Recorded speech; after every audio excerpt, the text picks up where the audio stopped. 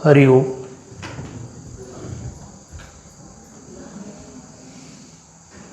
परमपूज्य स्वामी निरंजन महाराज, परमपूज्य विनयानंद महाराज या आश्रमाला लाभलेला आध्यात्मिक आणि दैवी वैभवशाली वारसा, ज्यांच्या पूर्व पुण्याईनी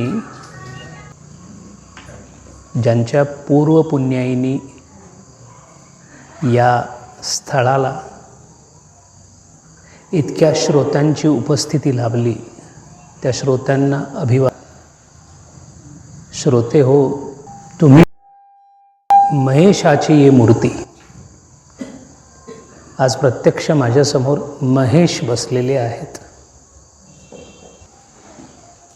मी पंडित नाही, कारण कबीर महाराज सांगतात की पंडित और मसालची म्हणजे मशाल धरणारा, पंडित और मसालची दोनों सूझे नाही, औरन को करे चांदना खुद अंधेरे माही. त्यामुळे मी पंडित नाही. आणि मी असं काय सांगणार आहे जे माझं असेल? फोडिले हे भांडार, धण्याचा हा माल, मी हा हमाल भारवाही.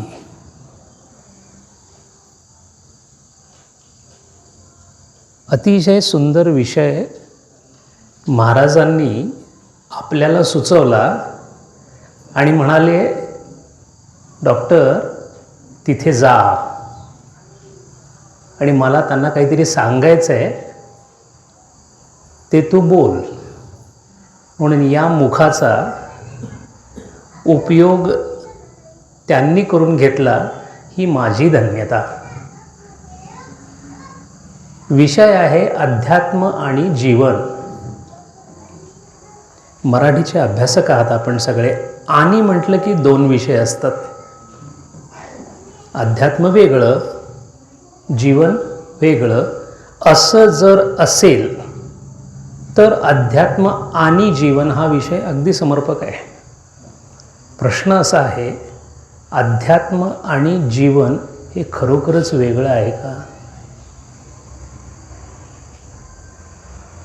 बोलायचं जीवनाबद्दल. जीवन कोणाचं असतं? जीवाचं असतं. जीव नसेल तर जीवनच नाही. कबीर महाराजांनी फार छान सांगितलं आहे, देह धरे का दंड है, सब काहू को होय, ज्ञानी भुगते ज्ञान से, मूर्ख भुगते रोय. एकदा देहधारी झालेलो आहोत आपण. आता जीवन जगावंच लागेल आणि त्याच्याबद्दल आपण बोलावं म्हणून इथं जमलो.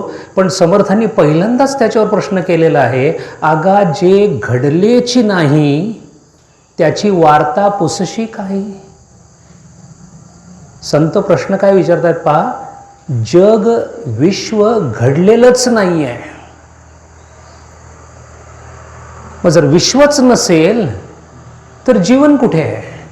आणि जीवन नसेल तर अध्यात्म कुठून येणार? याचा अर्थ, जीवनाचा अर्थ लावण्यापेक्षा त्याच्या अगोदरचा जो शब्द आहे त्याचा अर्थ लावावा. आपल्याकडे म्हणतात, काय करता तुम्ही? मी अलीकडे अध्यात्माला लागलोय असं म्हणतात. एक प्रश्न विचारून बघावा, अध्यात्म म्हणजे काय? त्याचं उत्तर असं येते, ते नाही का, संध्याकाळी देवाकडे जातो, मग ते पोथी वाचतो, ते हे सगळं अध्यात्मच आहे. शब्द संस्कृतमधला आहे.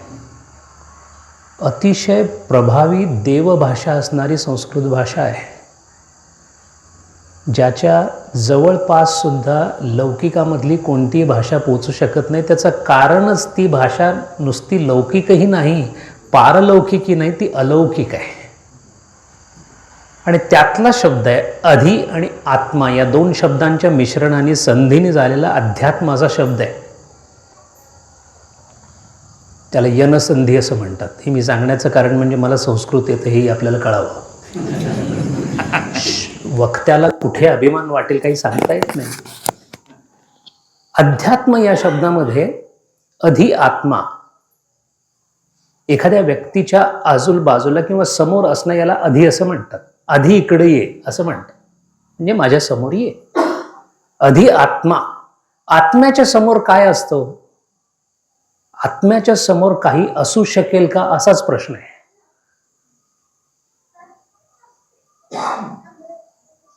एक दूजी हुई तो मैं समजाऊं, कैसे समजाऊं सब जग अंधा, असं कबीर महाराज म्हणतात. अरे एक आत्मा असताना यांना सगळे वेगळेच दिसतात. या बाजूला स्त्रियांनी बसावं, या बाजूला पुरुषांनी बसावं, या वाक्याला अध्यात्मात अर्थच नाही आहे. या बाजूला चैतन्यानी बसावं आणि या बाजूला चैतन्यानी बसावं असं कोणीच म्हणत नाही. असं न म्हणण्याचं कारण इथे अध्यात्म या शब्दाचा थोडासा आपल्याला शोध घ्यावा लागेल.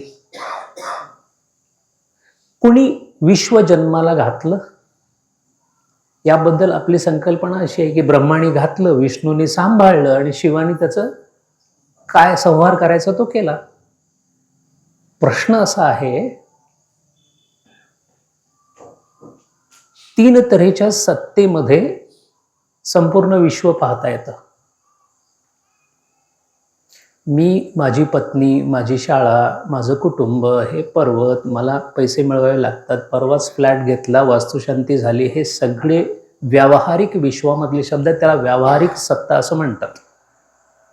व्यावहारिक सत्ताला इंग्रजीमध्ये ट्रान्झॅक्शनल वर्ल्ड असं म्हणतात. ट्रान्झॅक्शन म्हणजे दिलं घेतलं जाणारं वर्ल्ड. हे जग दिल्या घेतल्यांचे अंतकाळाचे कोणी नाही असं तुकाराम महाराजांनी सांगितलं. या जगाची त्यांनी व्याख्याच करून टाकली. दिलं घेतलं जिथं होतं ते व्यावहारिक विश्व. हे सोडून एक प्रातिभासिक विश्व आहे. रोज रात्री झोपतो आणि मग असं छानपणे कुठेतरी असं उडत उडत उडत जातो मी स्वप्नामध्ये. सत्य आहे की नाही? स्वप्न आहे तोपर्यंत सत्य आहे. प्रातिभासिक सत्ता. आणि एक तिसरी सत्ता आहे, पारमार्थिक सत्ता. या पारमार्थिक सत्तेचं वैशिष्ट्य असं आहे की या पारमार्थिक सत्तेमध्ये व्यावहारिक सत्तेतलं सुद्धा काही दिसत नाही, प्रातिभासिक सत्तेतलं सुद्धा काही दिसत नाही. ईशावास्योपनिषदामध्ये सांगितल्याप्रमाणे सर्वत्रम एकत्व अनुपश्यती अशी अवस्था होऊन जाते. मग अध्यक्ष नसतो, वक्ता नसतो, श्रोता नसतो. आणि तिथे एक जाणीव होते. ती जाणीव अशी असते की मैं ख्याल हूं किसी और का, मुझे सोचता कोई और है. सरे आईना मेरा अक्स है, समोरच्या आरशामध्ये माझं प्रतिबिंब आहे. पसे आईना कोई और है. हे पारमार्थिक जे सत्य आहे, पारमार्थिक सत्तेमधलं जे सत्य आहे ते सत्य व्यावहारिक सत्तेमधून बघण्याचा प्रयत्न आपण करतो आणि इथे ती फसगत होते. माझ्या 5 ज्ञानेंद्रियांनी मला जे दिसतं ते माझं विश्व. आपण सगळे इथं जमलेलो आहोत. आपल्याला या क्षणाला जाणीव सुद्धा नाही की काही प्रकाश वर्ष दूर असणाऱ्या एका आकाशामध्ये आपल्या पृथ्वीपेक्षा साधारण 1 कोटी पटींनी मोठी असलेली एक आकाशगंगा दुसऱ्या आकाशगंगेवर सेकंदाला 6000 किलोमीटर या वेगाने जाऊन आदळतीये तिथं. याची आपल्याला खिसगंतीत सुद्धा आपल्या काही नाही. शांत बसलोय आपण इथे, कारण माझ्या ज्ञानेंद्रियाला त्याची जाणीव सुद्धा नाही. अलीकडे शास्त्रज्ञांनी आपल्याला सांगितलं म्हणून कळालं, पण कळालं म्हणजे वाचलं, अनुभवाला काहीच नाही. याचा अर्थ अनुभवाच्या कक्षेमध्ये येणारं जे जे काही आहे ते व्यावहारिक असतं. मग भगवंत काय आहे? जो अनुभवाच्या कक्षेत येऊ शकत नाही तो भगवंत आहे. माझी अडचण अशी आहे की माझ्याकडे असणारी हत्यारं जी आहेत ती माझी ज्ञानेंद्रिय आहेत. आणि या ज्ञानेंद्रियाने मी अतिंद्रिय असणारा तो इंद्रिय गोचर करण्याचा प्रयत्न करतोय. मग या लढाईला नुरा कुस्ती असं म्हणतात. यातला विनर कोण आहे, जिंकणारा कोण आहे? तर जो ज्ञानेंद्रियांनी त्याचं ग्रहण करण्याचा प्रयत्न करेल तो हारणार, हे निश्चितच आहे. पण आम्हाला तर इतकं सांगितलं, भगवान श्रीराम सांगितले, भगवान श्रीकृष्ण सांगितले, समर्थांना श्रीरामांनी साक्षात दर्शन दिलं. ते कसं काय? त्यांनी डोळ्यांनी बघितलं ना. कुठे अध्यात्मामध्ये गोंधळ आहे त्याच्याबद्दल थोडंसं आपण बोलतोय, मग त्याची जीवनाशी आपण सांगड घालण्याचा प्रयत्न करू.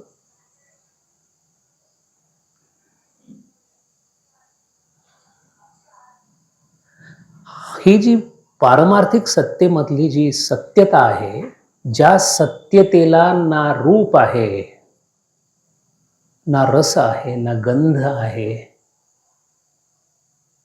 ज्याला कोणत्याही गुणांनी संबोधित करता येत नाही,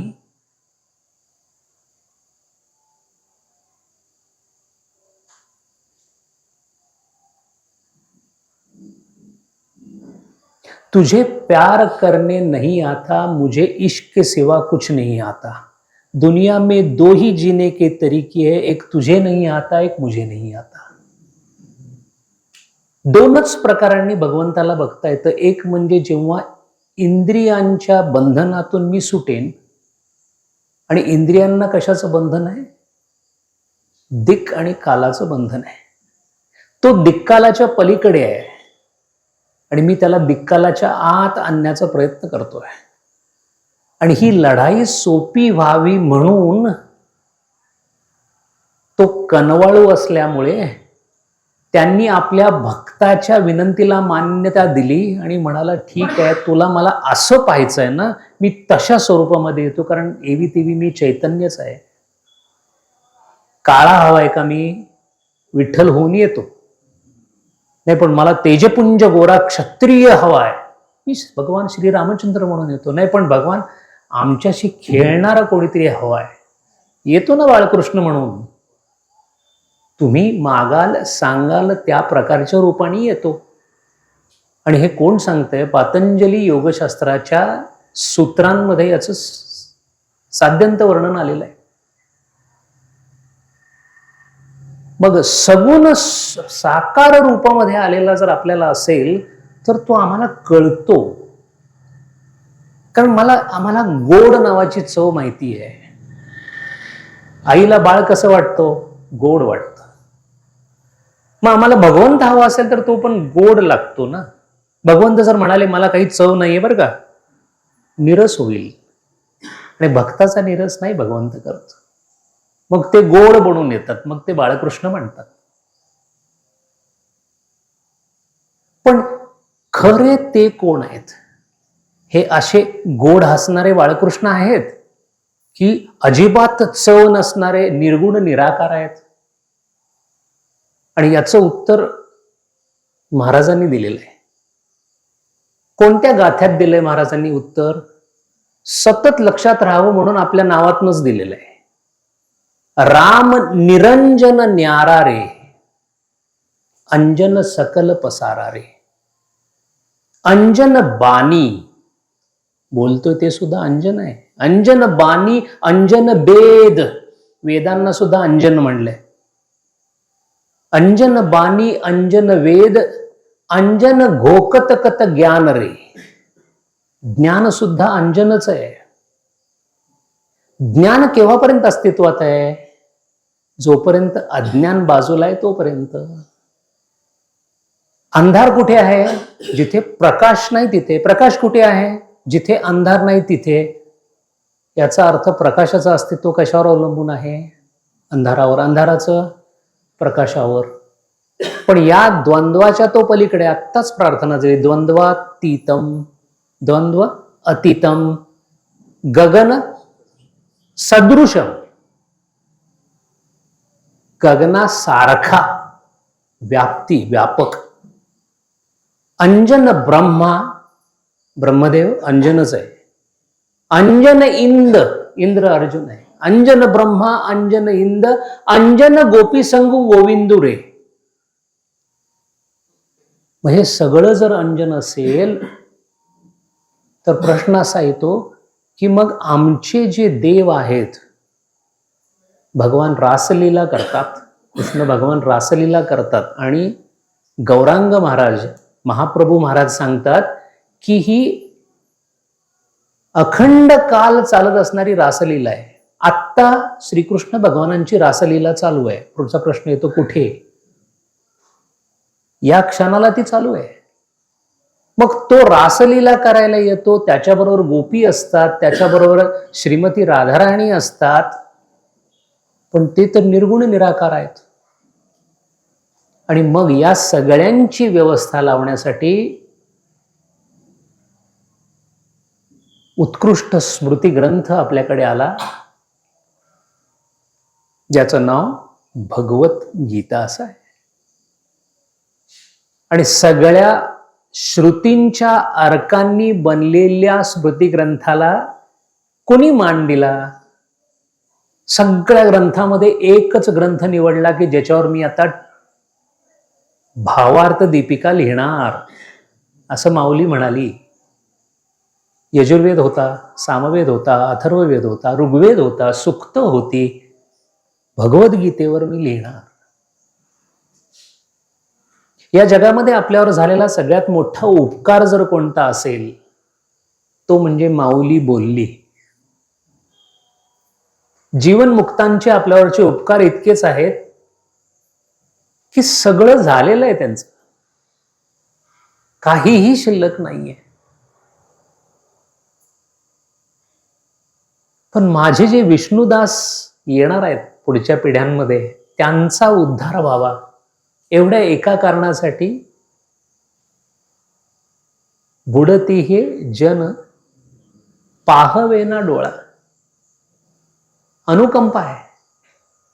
म्हणून माऊलींनी मग मुख उघडलं आणि त्या मुखातून जे काही आलं त्याच्यावर 800 वर्ष जगतोय आपण.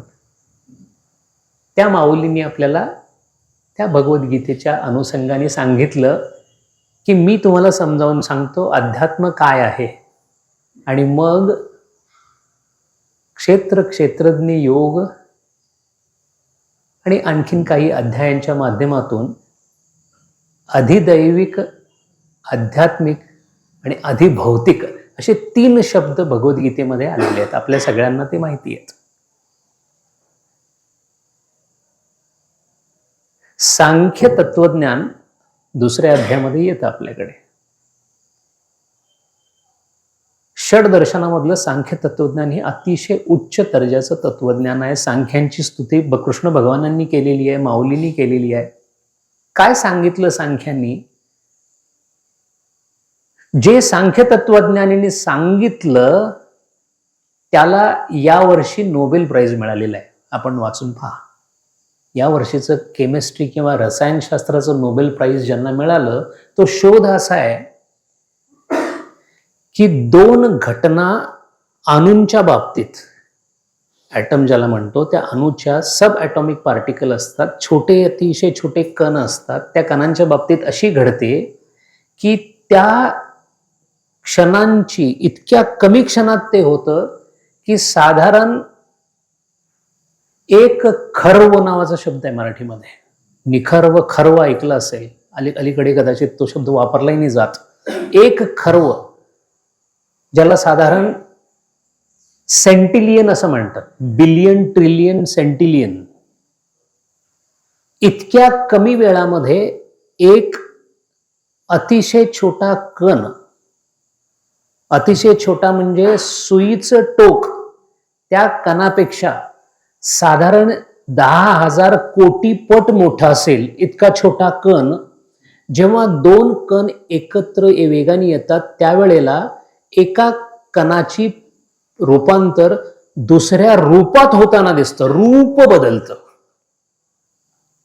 सांख्यांनी हेच तत्वज्ञान सांगितलं की प्रकृती, ज्याला प्रधान असा शब्द ब्रह्मसूत्रामध्ये शंकराचार्यांनी, आचार्यांनी वापरलेला आहे, प्रकृती क्षणाक्षणाला आपल्या 3 गुणांना धरून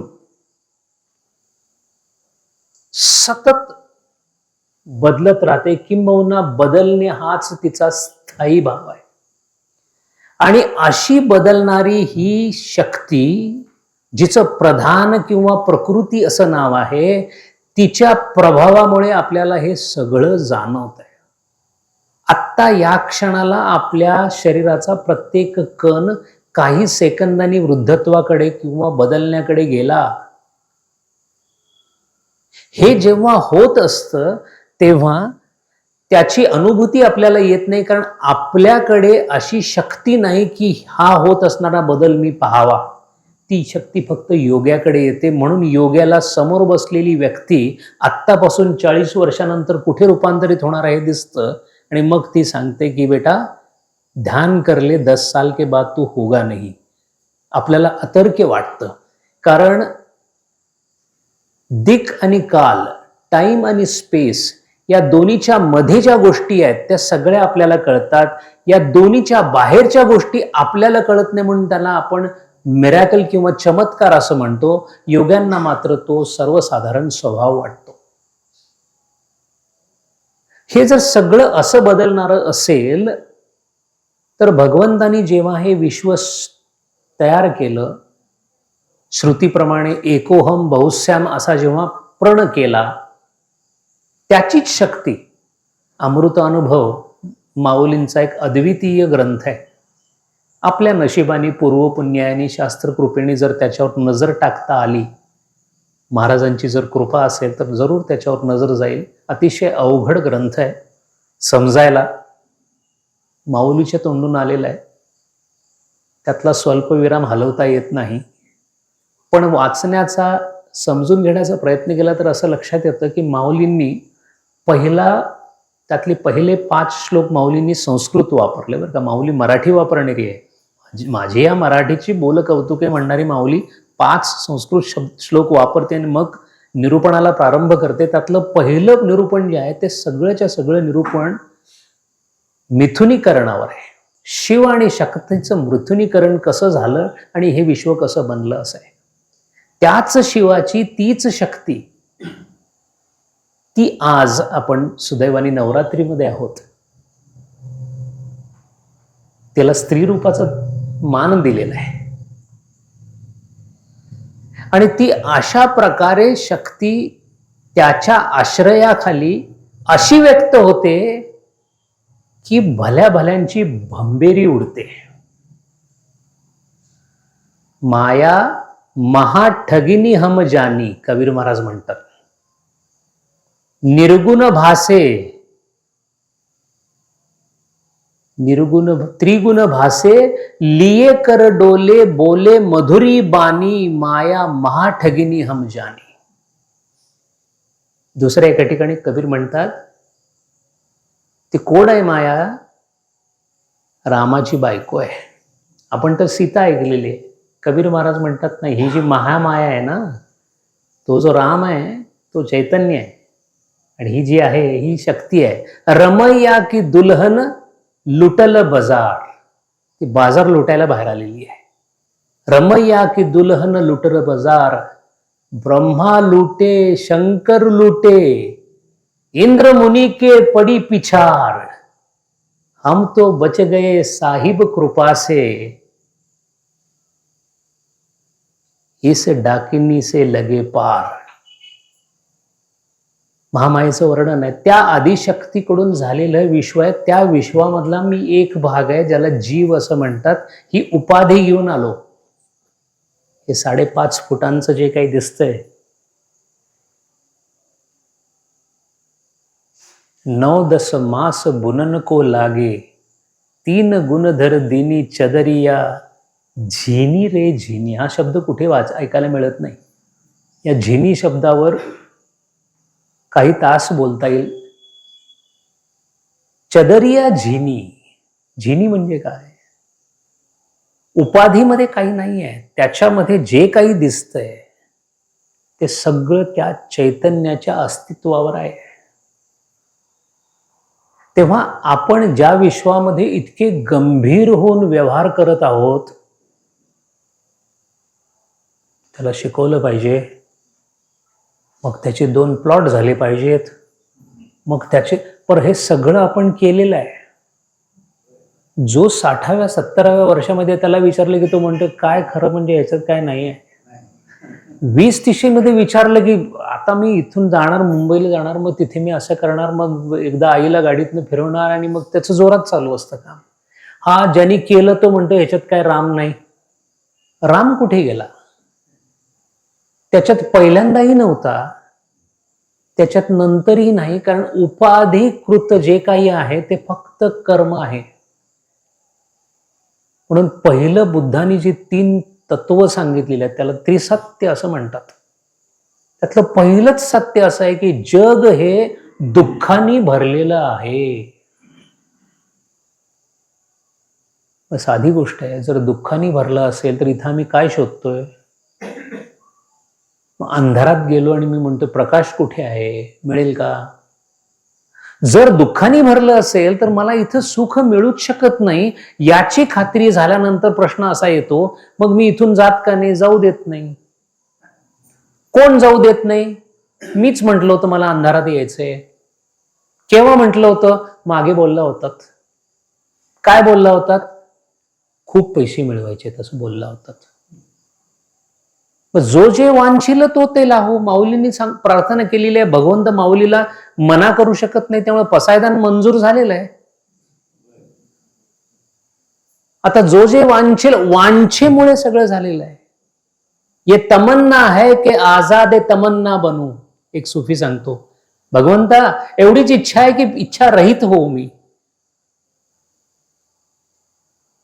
पण गंमत बघा, इच्छेशिवाय आपल्याकडे काहीच नाही. इच्छा नसेल तर काम होईल का हो? आज संध्याकाळी इच्छा झाली निरंजन महाराजांचं दर्शन घ्यावं, झालीच नाही तर दर्शन कसं होईल? म्हणजे इच्छा हवी. पण इच्छा झाली की वासने संगे जन्म घेणे लागे. मग काय करायचं? काय निष्क्रिय होऊन बसायचं का? भगवंताला इच्छा झाली की नाही, एकोहम बहुश्याम. इच्छा ही त्याची शक्ती आहे. 3 शक्ती आहेत, इच्छाशक्ती, क्रियाशक्ती आणि ज्ञानशक्ती. सकाळी उठल्याबरोबर न्यूजपेपर आला की नाही आपण पाहतो, कशासाठी? ज्ञानशक्ती. काय कुठं चाललंय? हा जो आपल्याकडून होणारा प्रकार आहे, हा का होतो? हा केवळ आणि केवळ एकाच गोष्टीने होतो. कोणती गोष्ट? इच्छेमुळे होते. मग अशी कशी इच्छा करायची की ज्या इच्छेमध्ये वासनेत रूपांतर होणार नाही? याला शास्त्रामध्ये एक नाव आहे, संवादी भ्रम असं म्हणतात. संवादी भ्रम म्हणजे काय? एक बाप आहे आणि एक मुलगा आहे. मुलाचं वय बापापेक्षा तिप्पट केल्यानंतर 10 कमी केली की ते वय येतं. असं म्हणताना आपण गणित कसं सोडवतो? बापाचं वय क्ष मानू. क्ष नावाची काही गोष्ट असते का हो? वय हे आकड्यात असतं, क्ष मध्ये नसतं ना. पण मानतो की नाही तिथे? आणि नंतर काय करतो? क्षचं त्याला सोडून देतो. क्ष मानू हा संवादी भ्रम आहे आणि नंतर तो काढायचा. आणि क्ष मानला नाही तर गणित सुटत नाही. म्हणून संवादी भ्रमाने आपण पुढे जातो. मग जर हे विश्व झालेलंच नाही असं समर्थ म्हणतात. शंकराचार्यांचे परात्पर गुरु होते गोविंदपाद, हे त्यांचे गुरु. आणि गोविंदपादांचे गुरु म्हणजे गौडपाद. गौडपादांनी एक वाद सांगितला, अजातवाद नावाचा. काय आहे तो वाद? तो हाच वाद आहे की अगा जे घडलेची नाही त्याची वार्ता पुसशी काही. हे झालेलंच नाही, झालेलं नाही तर मग पूजा अर्चना वेद वगैरे काय आहे?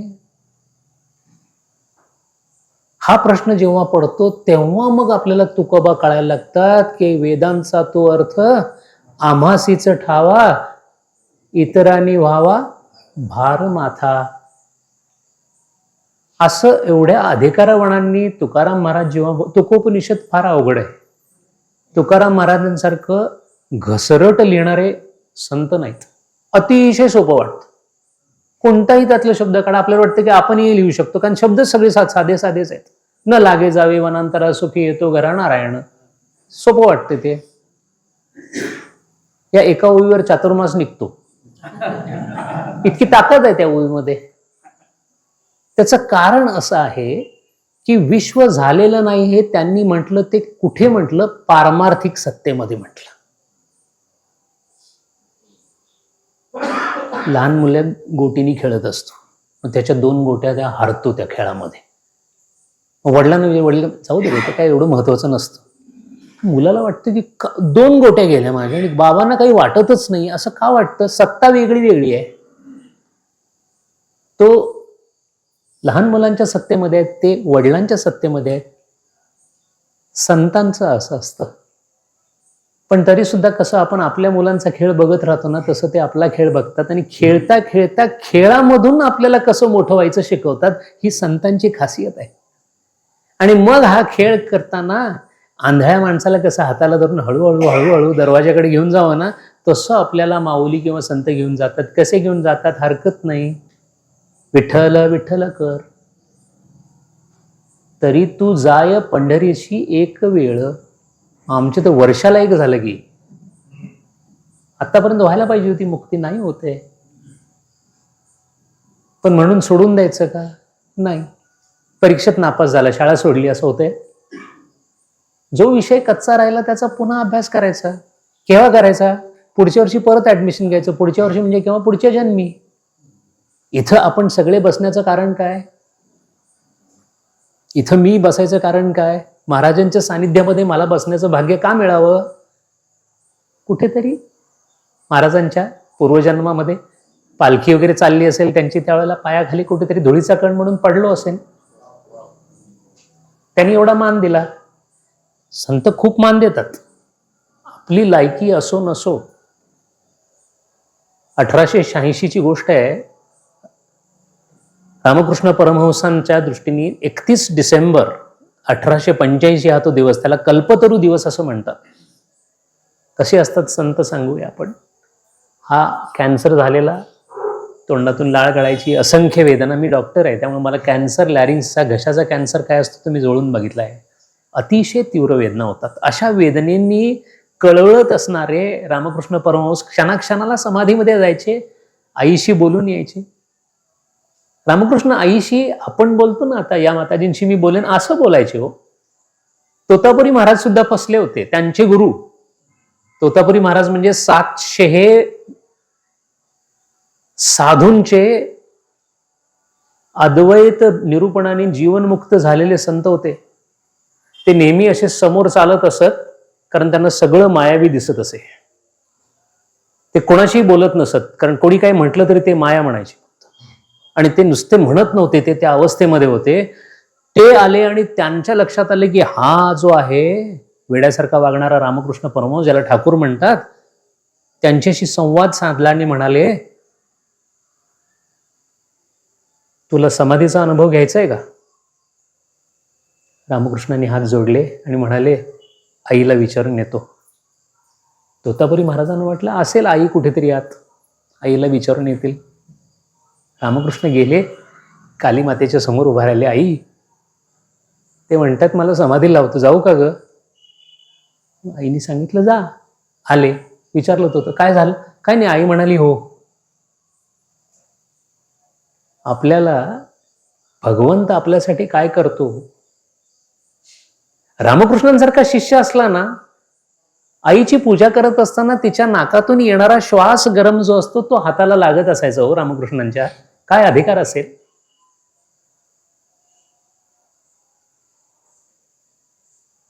पारमार्थिक सत्तेमध्ये या गोष्टी कपोलकल्पित नाही आहेत. काश्मीरच्या दौऱ्यामध्ये विवेकानंदांची घडलेली गोष्ट आहे. बसल्या बसल्या हृदयात डाव्या बाजूला कळ आल्यासारखं झालं. बरोबर कोण होत्या? भगिनी निवेदिता होत्या, क्रिस्टन ग्रीनस्टायडेल नावाची शिष्या होती, जोसेफाईन मॅक्लिओड नावाच्या शिष्या होत्या. सगळ्यांना वाटलं स्वामी विवेकानंदांना काहीतरी झालं की काय, म्हणजे हार्ट अटॅक वगैरे आला की काय, कारण दुखत होतं भयंकर. थोड्या वेळाने दुखाचं थांबलं. स्वामीजींना विचारलं, स्वामीजी काय झालं?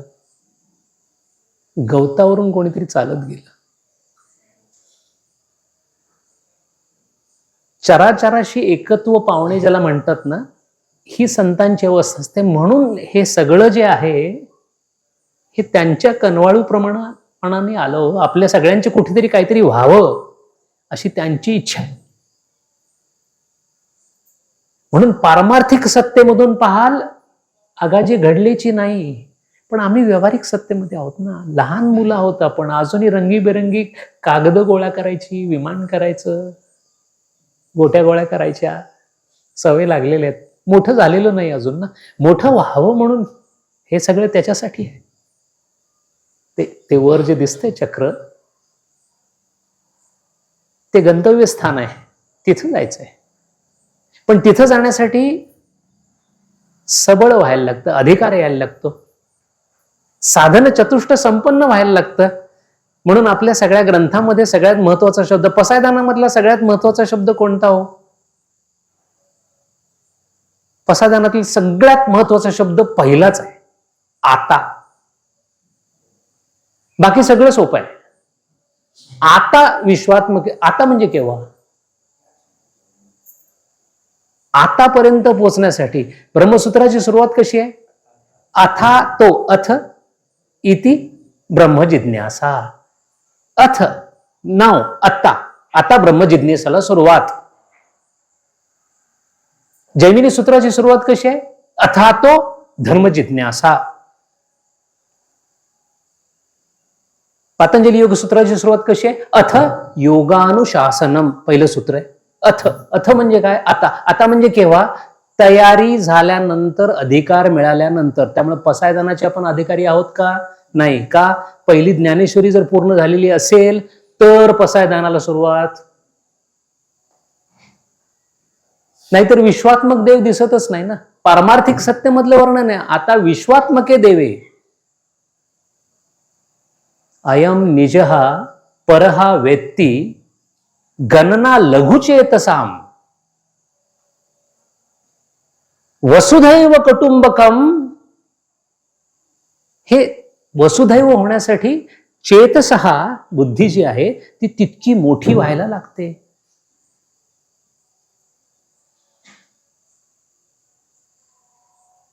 मग आपली अवस्था अशी होते, कश्ती भी नहीं बदली, दरिया भी नहीं बदला, हम डूबने वालों का जज्बा भी नहीं बदला.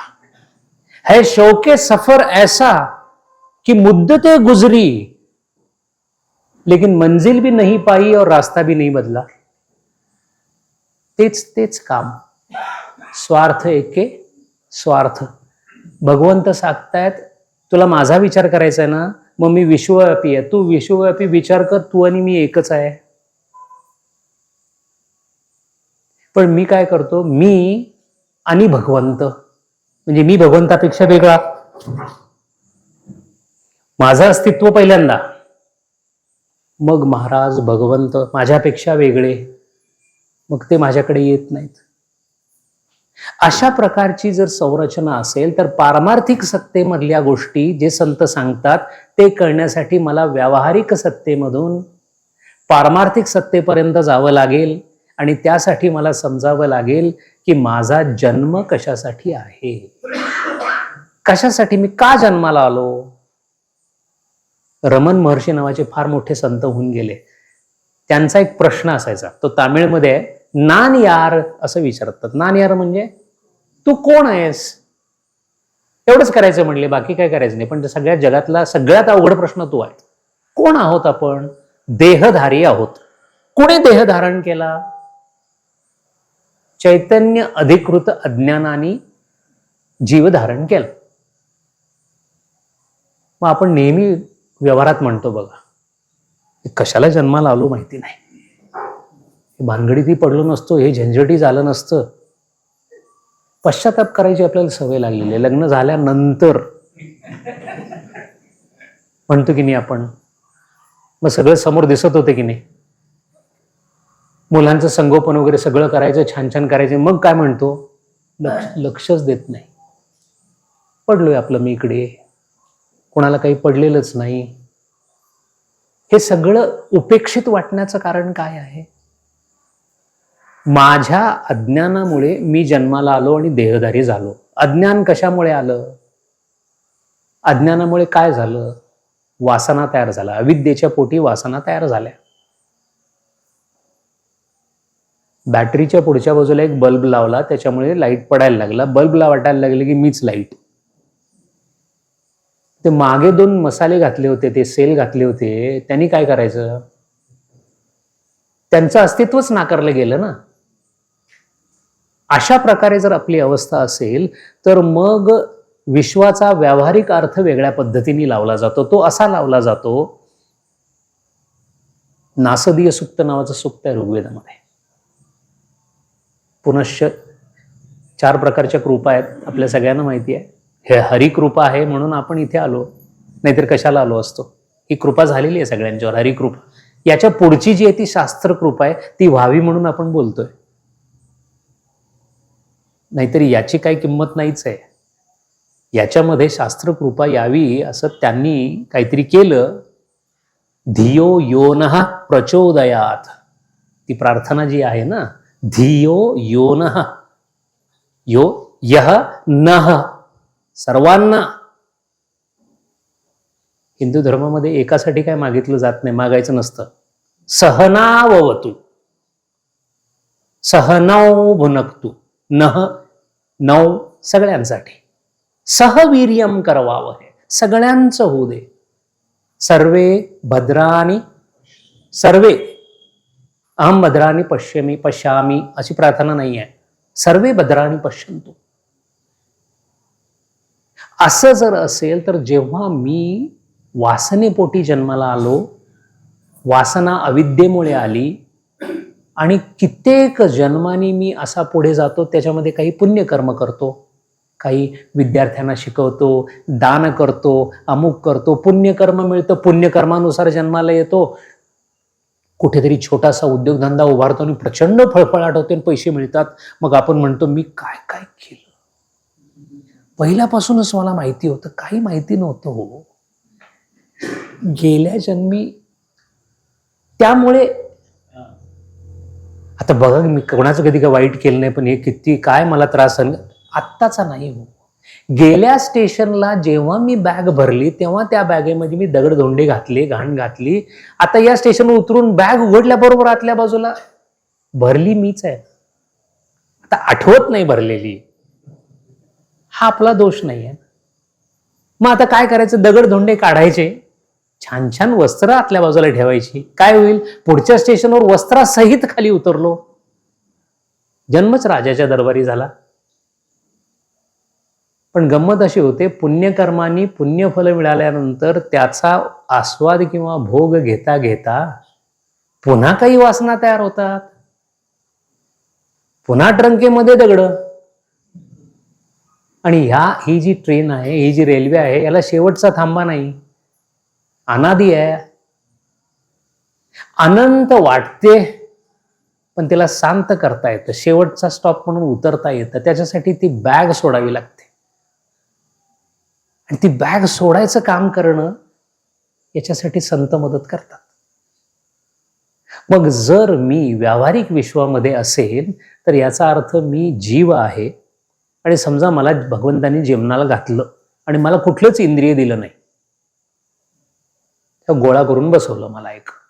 मला कळेल का हो आजूबाजूला काय चाललंय? या ताई इथं बसल्या आहेत, हे अमुक आहे, हवा येते छानशी, ते तारे आहेत तिकडं, हे दिसतं ना मला, कानाने ऐकू येतं, छान सुगंध येतो, आत्ता अगरबत्ती लागली, छान सुगंध आला. हे मला कळेल का? याचा अर्थ मला माझ्या आजूबाजूला असणाऱ्या गोष्टी, आजूबाजूला ज्या गोष्टी आहेत त्याला भूत असं म्हणतात. भूत म्हणजे भविकृतः इति भूतः, जे जे असतं ते भूत असतं. आता ते भूत भवीकरण झाल्यामुळे आजूबाजूला आहे, ही भिंत आहे, हे भूत आहे. नाव मी त्याला आता भिंत दिलेलं आहे. काय? ती पृथ्वी आहे. हे काय आहे? पृथ्वी आहे. हा वायू आहे. हे सगळं कशात बसवलंय? ते आकाश आहे. हे वक्तृत्व जे चाललंय काय आहे? अग्निदेवता आहे. अग्निदेवता आहे, तिचा चमत्कार आहे तो. शब्दाची समृद्धी, त्याला होणारे जो उजाळा आहे, तो उजाळा देण्याचं काम तेज तत्व करतं ना. कोण करतं? इथं जर तेज तत्व नसेल काही उपयोग नाही. हे सगळं जर आहे ते मला कळतं, याचाच अर्थ माझा संपर्क पंचमहाभूतांशी येण्यासाठी मला जी इंद्रिय दिलेली आहेत त्या इंद्रियांचा आणि पंचमहाभूतांचा संपर्क होऊन त्यातून ज्ञानाची निर्मिती व्हावी, अशी विधात्याची योजना आहे, तेव्हा ज्याला ते ज्ञान होतं तो अध्यात्म होतो. ज्याचं ज्ञान होतं तो अधिभौतिक असतो. आणि अधिभौतिक आणि आध्यात्मिक या दोन्हीमध्ये जोडणारा जो दुवा आहे तो अधिदैविक आहे. कळतं कोणामुळे? अधिदैविकामुळे. का म्हणायचं अधिदैविक? देवाचं आहे, दैविक आहे, ते डिव्हाइन. दिवधातू आहे, प्रकाशने म्हणजे दिवधातू. दिवधातूपासून देव शब्द आला. इंग्रजीमध्ये ज्याला एनलाइटनमेंट म्हणतात, प्रकाशित करणे, अर्थ एखाद्या गोष्टीचा कळणे, अशा दृष्टीने ते म्हणतात. तेव्हा अधिभौतिक, आध्यात्मिक आणि अधिदैविक असा संच तयार करून आपल्याला या विश्वामध्ये पाठवलेला आहे. मग ह्या तिन्हीचा उपयोग करून काय करायचं आपण? कारण आता जीवनाकडे आलो. जीवनाची पूर्वतयारी झाली. अध्यात्म आहे का? आहे. अध्यात्म कोणाशी आता संपर्क साधणार आहे? अधिभौतिकाशी. पण ह्याची ताकद आहे का अध्यात्माकडे? नाही, ती अधिदैविकानं दिलेली आहे. या तिन्हींच्या संपर्काने व्यवहार घडणार आहे. आता व्यावहारिक सत्तेमध्ये मी आलो. आता प्रश्न असा येतो, हे जे जे काही दिलेलं आहे त्याचा उपयोग काय करायचा? त्या उपयोगासाठी त्याची सृष्टी, मग नियम कोणाचे? आमचे का त्याचे? त्याचेच असले पाहिजेत. खेळ त्याचा आहे. रासलीलेचे नियम कोणी ठरवायचे? कृष्ण भगवानाने ठरवायचे. शंकर महाराजांना सुद्धा प्रवेश दिलेला नव्हता. आले होते ना बघायला, प्रत्यक्ष शिव भगवान आले रासलीला. नाही, परवानगी नाही का? कृष्ण भगवानांना विचारायला लागेल. त्यांच्यावर सगळं. सुदामाला आत पाठवलं, पहिल्यांदा विचार, पाठवू का? त्यांच्या सत्तेशिवाय पर्ण सुद्धा हालत नाही.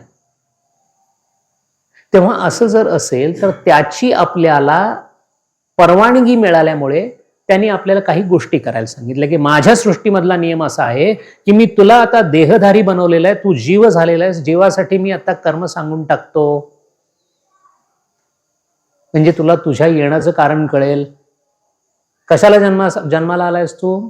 कर्म करण्यासाठी. नाही कश्चित क्षणम अपि जातु तिष्ठत.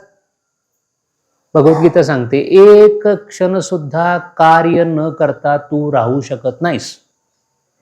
मग कोणीतरी म्हणेल मी नुसता बसेन, श्वासोच्छ्वास कराल की नाही? मग तो म्हणेल तेही करणार नाही. मग त्याच्या पुढचं काम आम्ही करतो, कारण काहीच कर्म राहणार नाही. प्रत्येक कर्म हे करावंच लागेल असं सांगितलंय. याचा अर्थ आपल्या पाचवीला काय पुजलेलं आहे? कर्म पुजलेलं आहे, हे निश्चित आहे. आता प्रश्न असा येतो, कोणतं कर्म? भगवंतानी मला कर्म करण्यासाठी हा देह दिलेला आहे हे निश्चित.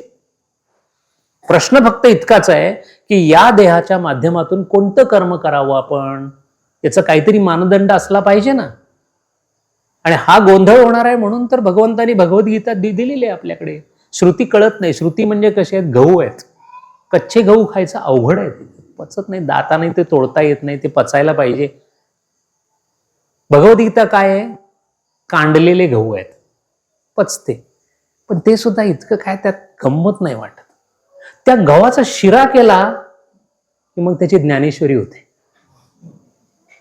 खायला स्वादिष्ट, चवीला उत्तम, अर्थगर्भ. किती खाल्लं तरी अजून थोडंसं खावंसं वाटतंय. भगवद्गीतेत वाटत नाही, वेदात तर अजिबात वाटत नाही. त्याचं कारण काय? मल्ल असतात ना, त्यांना ते गहू कडाकड मोडून खातात, त्याला मल्ल असावं लागतं. आपण नाही आहोत ना. संस्कृतचं अधिष्ठान पाहिजे, गुरूंचा आशीर्वाद पाहिजे, ध्यान धारणा करणारा पाहिजे, मग ते सहजगत्या करतात. मरणाच्या अगोदर, समाधीच्या अगोदर 5 तास अगोदर स्वामी विवेकानंद काय करत होते? पतंजली महाराजांची अष्टाध्यायी संस्कृत शिकवत होते आपल्या शिष्यांना. ताकद होती, तयारी होती, अधिकार होता. भगवंताचे दूत होते ते. महाराजांचे काही ग्रंथ आहेत, आम्ही तुम्ही लिहावेत का ते ग्रंथ? अधिकार त्यांचा आहे. आपल्याला जे सोपं वाटतं ते आपण करतो. तेव्हा त्याच भगवद्गीतेमध्ये जे नंतर माऊलीने आपल्याला छान सांगितलं आठवत, यज्ञ, तप आणि दान. झालं, तुझं काम संपलं. कशाला आलायस? का आलायस? जीव म्हणून, उपाधी आहे म्हणून, वासनेपोटी आलेला आहेस. आल्यानंतर मी काय करावं अशी अपेक्षा आहे? कर्म करावं अशी अपेक्षा आहे. कोणतं कर्म करावे अशी अपेक्षा आहे? यज्ञ, तप, दान. यापेक्षा तू जास्त काही करायचं नाही. आपण या 3 पैकी काय करतो एवढं विचारून बघा. हे 3 सोडून सगळ्या गोष्टी आपण करतो, सगळ्या गोष्टी चालू आहेत. मग त्याच्यामध्ये काही लोक अशी विचित्र वाचणारी असतात. ग्रंथांचे अर्थ व्यवस्थित लावून घ्यावे लागतात, नाहीतर विचित्र अर्थ मागे लागतात. यज्ञ, आता काय आम्ही सगळीकडे होम लावायचे काय मग घरामध्ये, असं काही लोक विचारतात. अहो, ते यज्ञ वेदांच्या काळी करत होते. यज्ञाचा अर्थ काय आहे? धातू काय आहे यज्ञाचा? यज धातू आहे. यजंती असं त्याचं नाव. यज म्हणजे काय? यज म्हणजे योजना म्हणतो आपण, तो यज धातूवरूनच आलेला आहे. योजक म्हणतो तोही त्याच्यावरूनच आलेला आहे. याचा अर्थ जे जे आपल्या समोर आहे ते ते यज्ञा समान झालं पाहिजे. मी कोण आहे? होतो डॉक्टर होतो, एकेकाळी मी सर्जन होतो. सर्जन झालो का? होतं प्रारब्धामध्ये, त्यामुळे झालो. आता माझं कर्म काय आहे? नाही, मी मातीची भांडी बनवतो. यज्ञ चुकेल, तो कुंभाराचा यज्ञ आहे. माझा यज्ञ ऑपरेशन करणे हा यज्ञ. आता प्रश्न असा येतो, मी का करायचा तो यज्ञ? त्याला भगवद्गीता सहयज्ञ नावाची संकल्पना सांगते. मी माझा यज्ञ म्हणजे माझं काम यज्ञ स्वरूपाने जर केलं तर प्रत्येकाने प्रत्येकाचं काम यज्ञ स्वरूपाने केल्यामुळे एक सहयज्ञ तयार होईल आणि या सहयज्ञावर हे विश्व अवलंबून आहे.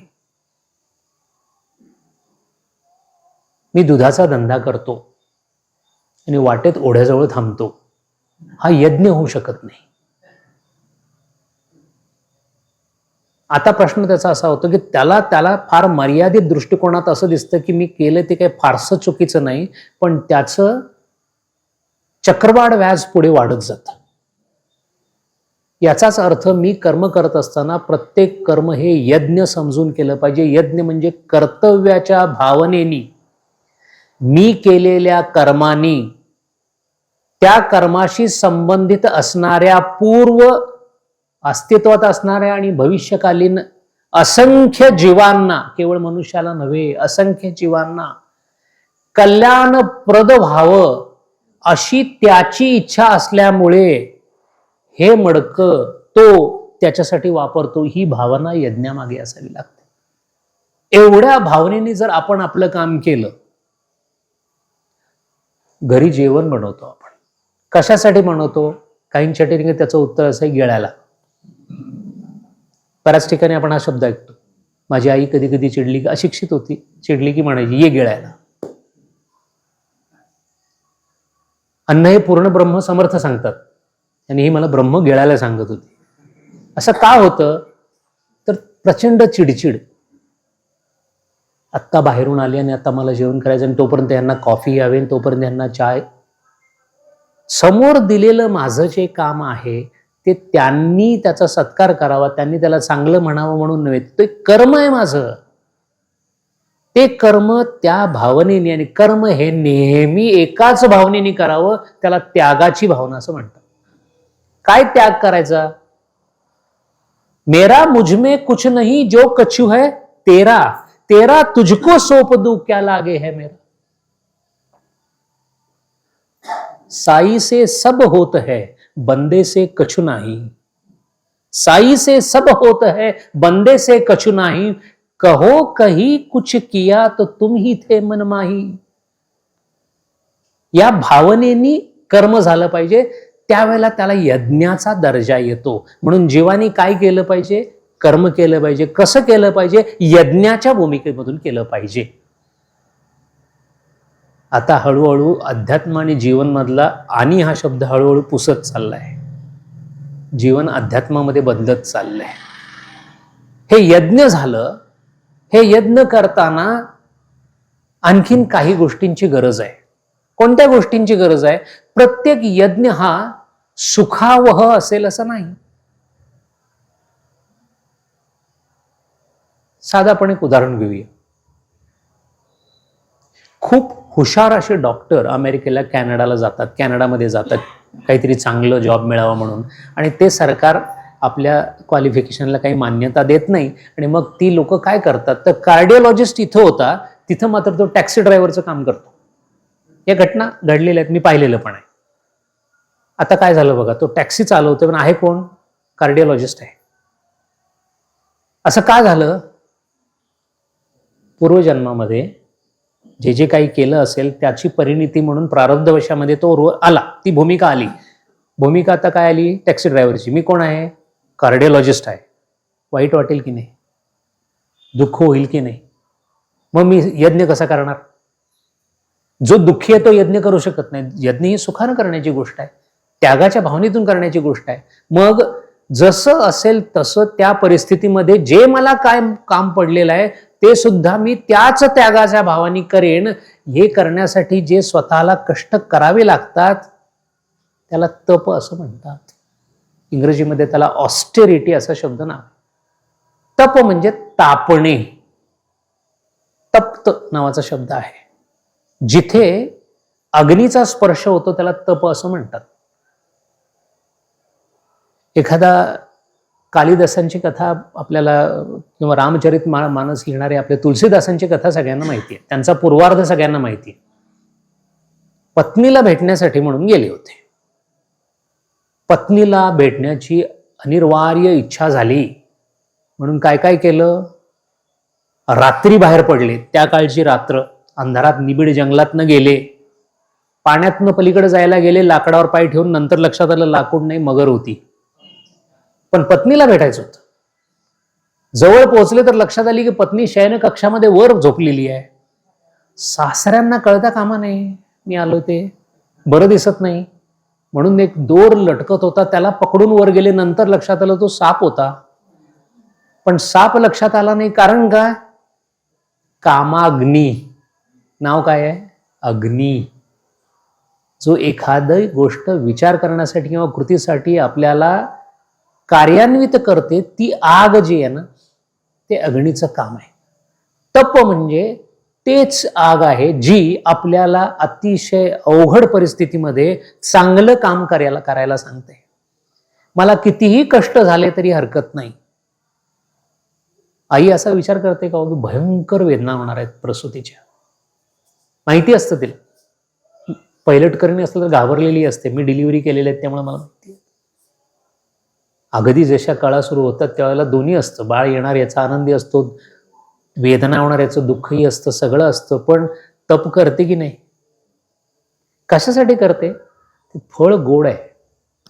माझं बाळ जन्माला येणार आहे, त्याच्यासाठी मी माझ्या जीवाच्या आकांतावर जरी आलं तरी मी सहन करणार आहे. भगवंतानी ते सुख जे आहे ते फक्त इकडं दिलेलं आहे, इकडं नाही दिलेलं. ते सगळं काही मागता येईल, मातृत्व मागता येत नाही. ते मागच्या जन्मीच्या पुण्याईचा भाग आहे तो. मग हे तप जे आहे ते जो तप त्या भावनेने करतो त्यावेळेला त्या कर्माला त्या अग्नीमुळे उजाळा येतो. भाऊराव पाटील नावाचे ते कर्मवीर होऊन गेले. समाजकारणामध्ये त्यांना कर्मवीर म्हणतात, अध्यात्मामध्ये त्यांना अध्यात्मवीर म्हणतात. जवळजवळ जीवनमुक्त होते. कसं काय? त्यांनी कधी समाधी लावलेली नव्हती. मग कसं काय जीवनमुक्त होते? कोणी सांगितलं? एका मोठ्या जीवनमुक्तांनी सांगितलं. कोण होता जीवनमुक्त? तो गाडगे बाबा. गाडगे बाबांनी सांगितलं की देव बघितलाय का पंढरीला? पंढरीमध्ये त्यांची चालली होती. बाबांचं वैशिष्ट्य तुम्हाला माहित असेल. काही वेळेला पंढरपूरला गेले, विठ्ठलाचं दर्शनच घेतलेलं नाही त्यांनी. दोन व्यक्ती आपल्याला फार असं म्हणून वाचावं, संतांचं चरित्र वाचावं. गालिब नावाचा फार मोठा सुफी शायर होऊन गेला. दुर्दैव आहेत की त्या शायराला सगळे इश्क शायर म्हणतात. सुफी संतांमध्ये दोन प्रकारच्या गझल किंवा दोन प्रकारचे एक प्रेम असतं. त्याला इश्क ए मजाजी आणि इश्क ए हकीकी असं म्हणतात. इश्क ए मजाजी म्हणजे मग ती माझी प्रेयसी, मग ती गेली आणि मग चंद्र सूर्य तारे, ते इश्क ए मजाजी. त्याचा अध्यात्मात काही संबंध नाही. इश्क ए हकीकी जे असतात ना ते मीरेचं प्रेम. मेरे तो गिरिधर गोपाल दूसरो न कोई ना अनन्य भाक, याचं भाषांतर आहे ते. प्रीतम को पतिया लिखू जो होवे विदेश, तन में मन में नयन में ताको कहा संदेश. प्रियकराला मी पत्र लिहीन, जर तो माझ्यापासून दूर असेल तर, पण तो माझ्या डोळ्यात आहे, माझ्या शरीरात आहे, माझ्या हृदयात आहे, काय निरोप पाठवणार. याला इश्क हे हकीकी असं म्हणतात. असा इश्क हे हकीकी असताना मग जो उजाळा कर्माला येतो. म्हणून प्रत्येक करत असलेलं कर्म हे आपण आपल्या उद्धारासाठी करतो, दुसऱ्यांवरच्या उपकारासाठी नाही. महात्मा गांधींचं दुसरे एक जीवनमुक्त महात्मा गांधी जरूर वाटावं, त्यांचं खूप वाचण्यासारखं आहे. बापूंचं चरित्र वाचावं. सध्याच्या राजकीय परिस्थितीमध्ये सरस्वतीचा वरदहस्त रस नसणारे बरेच जण आहेत. त्यामुळे तिकडं काहीतरी वेगळं चाललंय, आपण तिकडे लक्ष देऊ नये. आपण आध्यात्मिक क्षेत्रामध्ये आहोत. या जगामध्ये सगळ्यात जास्त चरित्र कोणाची लिहिली गेली असतील तर ती महात्मा गांधींची आहेत. 440 आत्मचरित्र गांधीजींची लिहिली गेलेली आहेत. 2 नंबरला नेपोलियन बोनापार्ट येतो. यापैकी जास्त नसली तरी एक साधारण 60 चरित्र मी वाचलेली आहेत. त्या 60 काही चरित्र केवळ अध्यात्मासाठी वाचलेली आहेत. त्यांनी एका ठिकाणी असं लिहिलेलं आहे की ज्यांच्यासाठी मी काम करतो त्यांचा उपकार काय सांगावा. ते नसते तर मी कुणाची सेवा केली असते. म्हणून ठाकूर आपल्याला रामकृष्ण परमहंस सांगतात, जीवसेवा नाही शिवसेवा. रामकृष्ण परमहंसांच्या असंख्य शिष्यांमध्ये काली म्हणून एक शिष्य होते. त्यांचं नाव स्वामी अभेदानंद असं आहे. हे स्वामी अभेदानंद अमेरिकेमध्ये रामकृष्ण मिशनच्या प्रसारासाठी राहिले आणि त्यांना असंख्य त्यावेळचे विद्वान लोक भेटत होते. त्यातला एक ग्रस्त त्यांच्याकडे नेहमी येऊन बसत असे. त्याचं नाव होतं थॉमस अल्वा एडिसन. एडिसन सारख्या शास्त्रज्ञांना भोरळ पाडलेले अभेदानंद, त्यांचं नाव काली. त्यांचं आणि स्वामी विवेकानंदांचं पत्रव्यवहार वाचण्यासारखं आहे. वाचलं पाहिजे, नेहमी वाचलं पाहिजे अध्यात्मामध्ये. शेवटचं पत्र त्यांनी जे लिहिलेलं आहे त्यांच्या मृत्यूच्या पूर्वी 1902चं पत्र आहे. जुलैला गेले स्वामीजी, जानेवारी फेब्रुवारी महिन्यामध्ये लिहिलेलं पत्र आहे. त्या पत्रामध्ये ते असं लिहितात, काली इतकं सगळं वाचल्यानंतर अनुभवल्यानंतर प्रत्यक्ष देव बोलतोय, स्वामी विवेकानंदांबद्दल बोलतोय आपण. इतकं सगळं मी वाचलं, इतके सगळ्या समाधीचा अनुभव घेतला, माझ्या लक्षात एकच गोष्ट आली रे काली, या जगामध्ये जर सत्य काय असेल तर शिवसेवा, गरिबांची सेवा करणं याच्यासारखी भगवंताची सेवा नाही. म्हणून जे का रंजले गांजले त्यासी म्हणे जो आपुले, तोची साधू ओळखावा, तोची. बाकी हे नसेल तर तो साधू असूच शकत नाही. साधू शब्दाचा संस्कृतमध्ये अर्थ आहे सरळ. पूर्वी काही वेदाच्या अगोदरच्या पूर्ववैदिक कालीनमध्ये काही काठ्या वाकड्या असायच्या, वक्र. अशी नसणारी काठी म्हणजे साधू, असं मूळ शब्द आहे. यास्काचार्य नावाचे पंडित होऊन गेले, त्यांनी निरुक्त नावाचा ग्रंथ लिहिलाय. त्या ग्रंथामध्ये वेदामध्ये वापरल्या गेणाऱ्या संस्कृत शब्दांचे अर्थ आणि त्याचं उद्गम दिलेलं आहे. व्युत्पत्ती शास्त्र असं त्याचं नाव आहे. जीवसेवा हीच शिवसेवा आहे. हा यज्ञ आणि तपाच्या मागे ही भूमिका असली पाहिजे. या भूमिकेने जर आपण काम केलं तर निश्चित म्हणायला हरकत नाही की आपण भगवंताच्या जवळ जाण्याच्या दृष्टीने प्रयत्न चालू केले. मग याची सुरुवात कुठं करायची? उठल्या उठल्या सगळ्या गावातल्या सगळ्या गरीब लोकांची सेवा, मदत. इतका मोठे आपण नाही आहोत, इतके मोठं आपण जन्मालाच आलेलो नव्हतो. अतिशय संकुचित मनोवृत्तीने आपण जन्माला आलोय. मग तालीम झाली पाहिजे ना या सगळ्यांची, यज्ञ तपाची. मग भगवंत म्हणतो एक काम कर, लग्न करून टाक, गृहस्थाश्रमामध्ये जा. गृहस्थाश्रम हा भगवंतांनी दिलेला, जे जीवनमुक्ताकडे ज्याची वाटचाल व्हायची आहे त्याला गृहस्थाश्रमातूनच पुढे जावं लागतं. संन्यासाश्रम ही गंतव्यस्थानापूर्वीची स्थिती आहे. वानप्रस्थाश्रम आपण साधारण 50 नंतर पकडतो, तेव्हा व्यावहारिक अर्थाने पकडतो. वानप्रस्थाश्रम म्हणजे काय?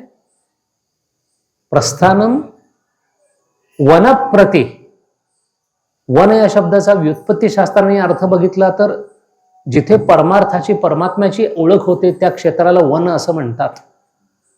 परमात्म्याला वन असा शब्द वेदांमध्ये वापरलेला आहे, त्याला वन असं म्हणतात.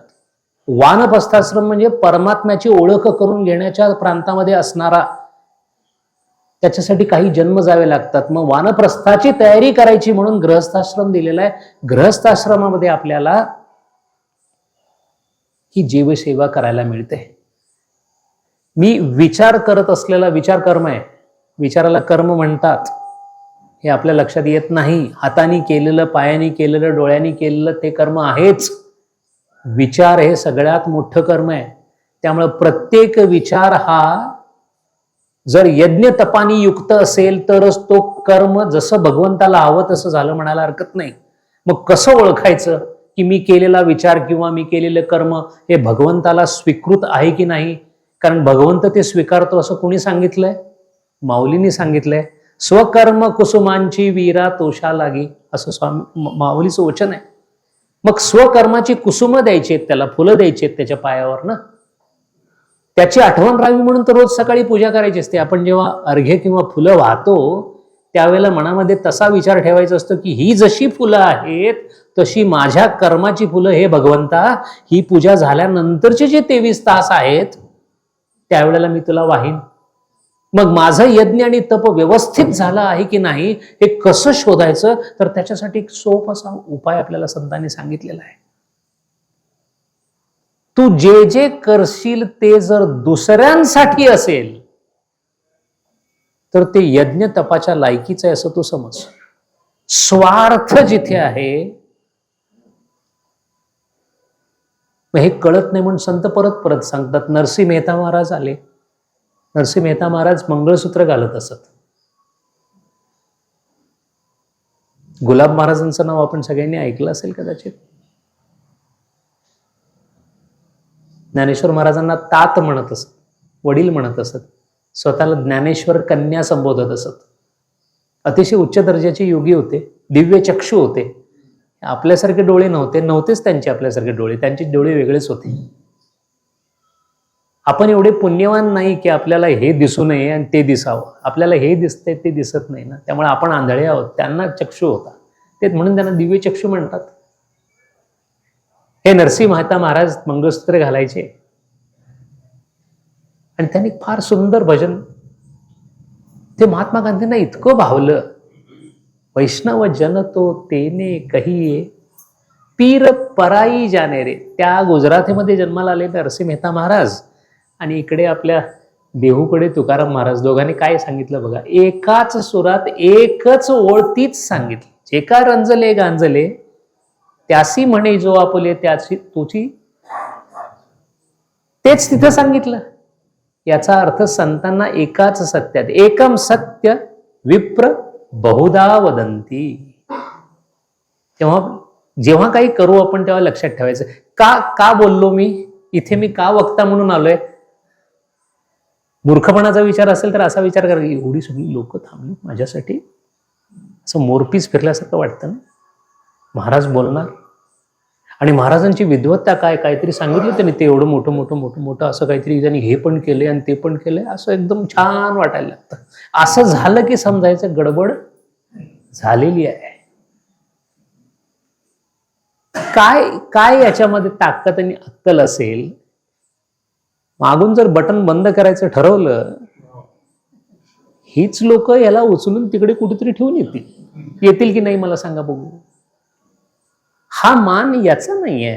हा मान इथे जे काही प्रकाशतंय त्याच्या मागे जो प्रकाश आहे त्यांचा आहे. निरंजन महाराजांची आज्ञा झाली की तो गाढव इकडे तिकडे फिरत असेल, सुट्टीला आला असेल, त्याला इकडे घेऊन या. म्हणजे कमीत कमी 2 तास माझं काहीतरी थोडंसं तिथे बोलेल, त्यातनं त्याला फायदा होईल. औरण करे चांदना खुद अंधेरे माई, अशी अवस्था असते बऱ्याच वेळेला भक्तांची. सगळंच काय, कारण कसं होतं इथे येतो तेव्हा सगळं व्यवस्थित असतं, कारण तुम्हाला माझा प्रभाव माहिती आहे. स्वभाव, पत्नी मागं बसलेली आहे, तिला विचारलं की कळेल. महाराज असे नाहीत, रागवतात. अजूनही विकारांवर विजय नाही आहे. इथं तसा प्रसंग आला नाही. म्हणून जे जे स्वतःसाठी करू ते ते दुःखाला कारणीभूत होईल. का आपल्या मुलावर प्रेम असावं की नाही? हो, आपला मुलगा आहे म्हणून प्रेम आहे की नाही? मग पलीकडच्याचा जो लेक आहे तो सुद्धा आपलाच लेक आहे ना. तुमच्या मुलाला लागलं की दुःख होतं ना, पलीकडच्या मुलाला पण लागलं तर दुःख व्हावं ना. हो, एवढ्या एवढ्या एवढ्या याच्यापर्यंत तरी आपण वाढवायला हरकत नाही ना. व्याप्ती वाढवूया ना आपण थोडीशी. शेजार धर्म म्हणतो आपण. असू दे, काय किती आहे माझ्याकडे, काय जास्त नाही, 10 रुपये 5 तरी देऊ शकतो की नाही?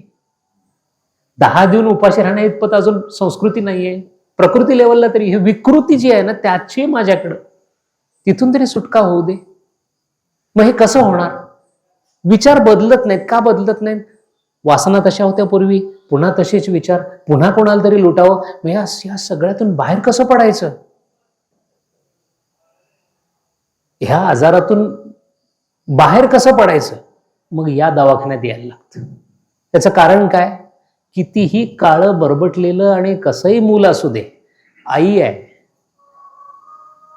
साफही करेल, मार्गही दाखवेल. म्हणून आपण एक काम करावं, खूप बुद्धीने काहीतरी करण्याचा प्रयत्न करावा. तेवढी जर अधिकार असेल तर, नसतो तो आपल्याकडे, नसेल तर एक काम करावं. प्रपत्ती म्हणतात त्याला. श्री संप्रदाय नावाचा फार मोठा रामानुजाचार्यांचा संप्रदाय दक्षिणेमध्ये आहे. त्याच्यामध्ये शरणागतीला तुम्हाला तिथे चरम श्लोकाचं उच्चारण करावं लागतं. जेव्हा तिथे दीक्षा घेतली जाते तेव्हा चरम श्लोक वापरला जातो. काय? भगवद्गीतेला चरम श्लोक कोणता आहे? त्या श्लोकाला भगवद्गीता संपली असं सुद्धा म्हणतात, की याच्या पुढे नाही वाचलं तरी चालतंय. सर्वधर्मान परित्यज्य माम एकम शरणम व्रज. नाही जमत ना, कळत नाही, नाहीच जात, डोक्यात ब्रह्मसूत्र घुसत नाही. पुस्तक आणून ठेवलेली आहे, काय त्यातलं इथं जातच नाही. आणि इथं आल्यानंतर मग ते वर्तणुकीत येतच नाही. काय करायचं काय आम्ही? गुरुजी काय करतात, तर पोरग खूप प्रयत्न करतं, ते 2चा पाडा काय जमत नाही, 2 तोपर्यंत चुकलेलं असतं काय. मग शेवटी ते कुठं जातं? गुरुजी काय म्हणतात, तू इकडे ये, तू बस, ते मी करतो, काय करायचं ते सगळं तुझ्याकडून करून घेतो. त्यावेळेला तो काय करतो? गुरुजी आता तुम्हीच बघा. अगदी तसंच भगवंताने, भगवंताशी संवाद करावा बरं का. नको त्यांच्याशी बोलत बसतो आपण. हे कशाला सकाळची अर्ध्या तासाची देवपूजा दिलेली आहे? घंटी वाजवताना बायकोवर रागवत असेल, होतं की नाही सांगा? अनुभव आहे की नाही सांगा? देवाला बुचकळून काढता तो. देवाला स्नान घालायचंय ना. भक्तिशास्त्राची थोरवी फार मोठी आहे. भक्तीला इतकं महत्व आहे, मोक्षापेक्षा भक्तीला महत्व आहे. चहू पुरुषार्थांचे सिरी असं माऊलींनी सांगितलेलं आहे भक्ती. आणि त्या भक्तीमध्येच आपल्याला पंचतंत्र नावाच्या ग्रंथामध्ये, पंचतंत्र ग्रंथ हा भागवताच्या अगोदरचा ग्रंथ आहे. भक्ती संप्रदायाचं मूळ जर बघायचं असेल तर ते आपल्याला पंचरात्र नावाच्या ग्रंथामध्ये मिळतं. त्या ग्रंथामध्ये श्रीकृष्ण भगवानांचा एक श्लोक आहे, सगळ्यांनी लक्षात ठेवावा. देश त्यागो महान व्याधी. गावातनं हकलून बाहेर काढलं, महान व्याधी, कॅन्सर झाला. देश त्यागो महान व्याधी विरोध बंधुभी सह. भावाबरोबर जमिनीवरून भांडण झालं. भगवंतांनी त्यावेळेस सांगून ठेवले, पुढे होणार आहे माहिती होतं.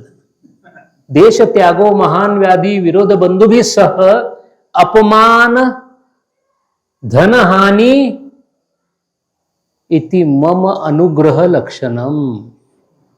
या 5 झाल्या की समजायचे श्रीकृष्णाची आपल्यावर कृपा झालेली आहे.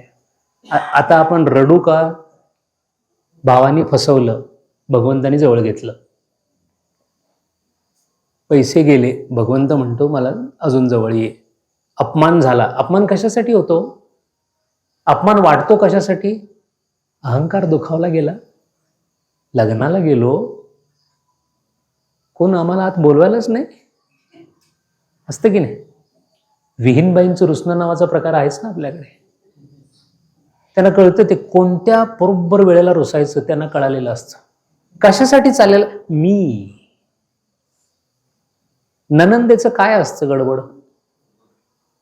ही आत्ता आली आहे, मी केव्हापासून आहे. स्थानाबद्दल चाललेली आहे जागा. इगो आहे, अहंकार आहे. अहंकार कसा काढायला किती अवघड आहे सांगतो. खूप लोक म्हणतात मलाही वाटायचं मी खूप नम्र आहे. नुसतं बायकोनी जर असं सांगितलं ना, तो कप जरा इथे ठेवा की तिथे ठेवा, असू दे की मी कामात नाही काय, यालाच अहंकार म्हणतात, दुसरं काही नाही. तुमचं आजकाल काय ना, कामात लक्ष, तू काय सांगू नको केवढी कामं आहेत मला, यालाच अहंकार म्हणतात, दुसरं काही नाही. पण वाटताना आपल्याला असं वाटतं की नाही हो, फार नम्र मी, तसं काय याच्या भानगडीत पडत नाही. अहंकार कसा असतो त्याचं एक छोटंसं उदाहरण सांगतो. बाबांचं आहे, गाडगे बाबांचं आहे. गाडगे बाबांना अनुग्रह कसा झाला आपल्या सगळ्यांना माहिती असेल. धोबी परीट जातीत जन्माला आलेले, गरिबी भयंकर, मामांच्याकडे राहायचे, त्यांच्या जानोरकर आडनाव त्यांचं. एक दिवस असे शेतामध्ये गेले होते, त्यावेळेला देऊळ होतं शेतामध्ये, एक साधू आला आणि त्याने सांगितलं, बाळ इकडे म्हणाले. काय काय नाही, आपण देवळामध्ये जाऊया म्हणाले. देवळामध्ये गेले आणि डोक्यावर हात ठेवला. हे सगळं व्हायचं कारण काय? सगळं व्हायचं ते अगोदर झालेलं होतं, हे फक्त आता बोला फुलाला गाठ म्हणून. आपल्याला मात्र ते ऐकताना असं वाटतं की आपणही कुठल्या तरी देवळात जावं, तिथं कोणी येत नाही. त्याचं कारण असं आहे, तुका म्हणे तेथ चालत नाही तातडी, प्राप्त काळ घडी आल्या विना. ती घडी आली होती, झालं त्यांचं, सगळं झालं, गेले, सगळं सोडलं आणि देशभ्रमणाला गेले. परिव्राजक व्रत हे संन्यासाला करावंच लागतं. समाधी लागली होती की नाही विवेकानंदांना? रामकृष्णांनीच समाधी दिली होती ना, मग कशाला परिव्राजक व्रत करायचं? झालं की सगळं संपलं की? असं नाही आहे. चिन्मयानंद स्वामींनी परिव्राजक व्रत प्रत्येक स्वामीजींनी केले, शंकराचार्यांनी केलेलं आहे, रामानुजाचार्यांनी केलेलं आहे. हे परिव्राजक व्रताला गेले आणि त्यांच्या लक्षात आले की आपला अहंकार संपलेला नाहीये. कसा काढला अहंकार तेवढं सांगतो, म्हणजे आपल्याला कळेल अहंकार काय असतं. पोळा सण होता, पोळ्याचा, आणि आता नाही, त्या काळी खूप मोठा सण असायचा होतो. पुरणपोळ्या वगैरे केलेल्या असायच्या, सगळं असायचं घराघरातून. आणि अशी काही अपार्टमेंट्स नव्हते, घरं असायची. घराच्या छपरातून दूर बाहेरच्या बाजूला वास, सुगंधी, ते पोळ्या लाटायचं चाललेलं सगळं. भिक्षा मागायला सगळे भिक्षा मागत होते. गेले गाडगे बाबा पाटलांच्या घरासमोर गेले, मोठं घर बघितलं आणि म्हणाले, माऊली भिक्षा देता का? तर बाई बाहेर आल्या, त्यांनी आपलं कालची राहिलेली काहीतरी भाकरी असेल ती दिली. म्हणले, आज पोळा आहे ना, पुरणपोळी द्या की. त्या बाईला इतका राग आला, भिकारड, आई अहंकारच बरं काय, भिकारड पोळी मागते, ते घे ती भाकरी म्हणाले. म्हणले, नाही हो, पुरणपोळी पाहिजे जी. ती आत गेली आणि तिने नवऱ्याला सांगितलं, कसला मस्तवाल भिकारी आलाय म्हणाले, भिक्षा मागायला आलाय आणि पुरणपोळीची भीक मागतोय. पाटील बाहेर आले. पाटीलच ते. पाटलांचं एक वैशिष्ट्य, एका गावात एक गरीब ब्राह्मण होता, असं कथा असते, तसं एका गावात एक पाटील होते म्हणजे होतेच. ते आले बाहेर. बाहेर आल्याबरोबर त्यांनी विचारलं, काय रे माजोरड्या? म्हणजे काही नाही जी, पुरणपोळी बनवायला नाही, थोडी पुरणपोळी खायला मिळाली असते, तुझ्या बाण ठेवले का म्हटले. संस्कृत सुरू झालं तिथून पुढे सगळं. आता ते म्हणाले, असं म्हणाल्यानंतर बरं हालायला तयार नाहीत. नाही जी, तुम्ही पुरणपोळी दिली नाही तर मग मला इथनं जाता येणार नाही.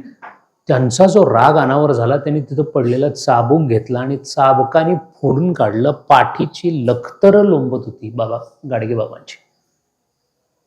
आणि हे सगळं एक साधू पिंपळाच्या झाडाखाली बसला होता, तो बघत होता. त्याला भयंकर वाईट वाटत होतं की नका देऊ रे, पण मारू नका ना त्यांना, गरीब जीव आहे तो. हे मारत होते, बरोबर गाडगे बाबा हसत होते, ते मारतायत, हे हसतायत. हसल्यामुळे पाटलांचा पारा आणखीन चढायचा, ते जोरात मारायचे. शेवटी पाटील थकले, शर्ट फाटलेला, ते चिकटलेलं, ते हे लोंबत होतं, रक्ताचे थेंब पडत होते.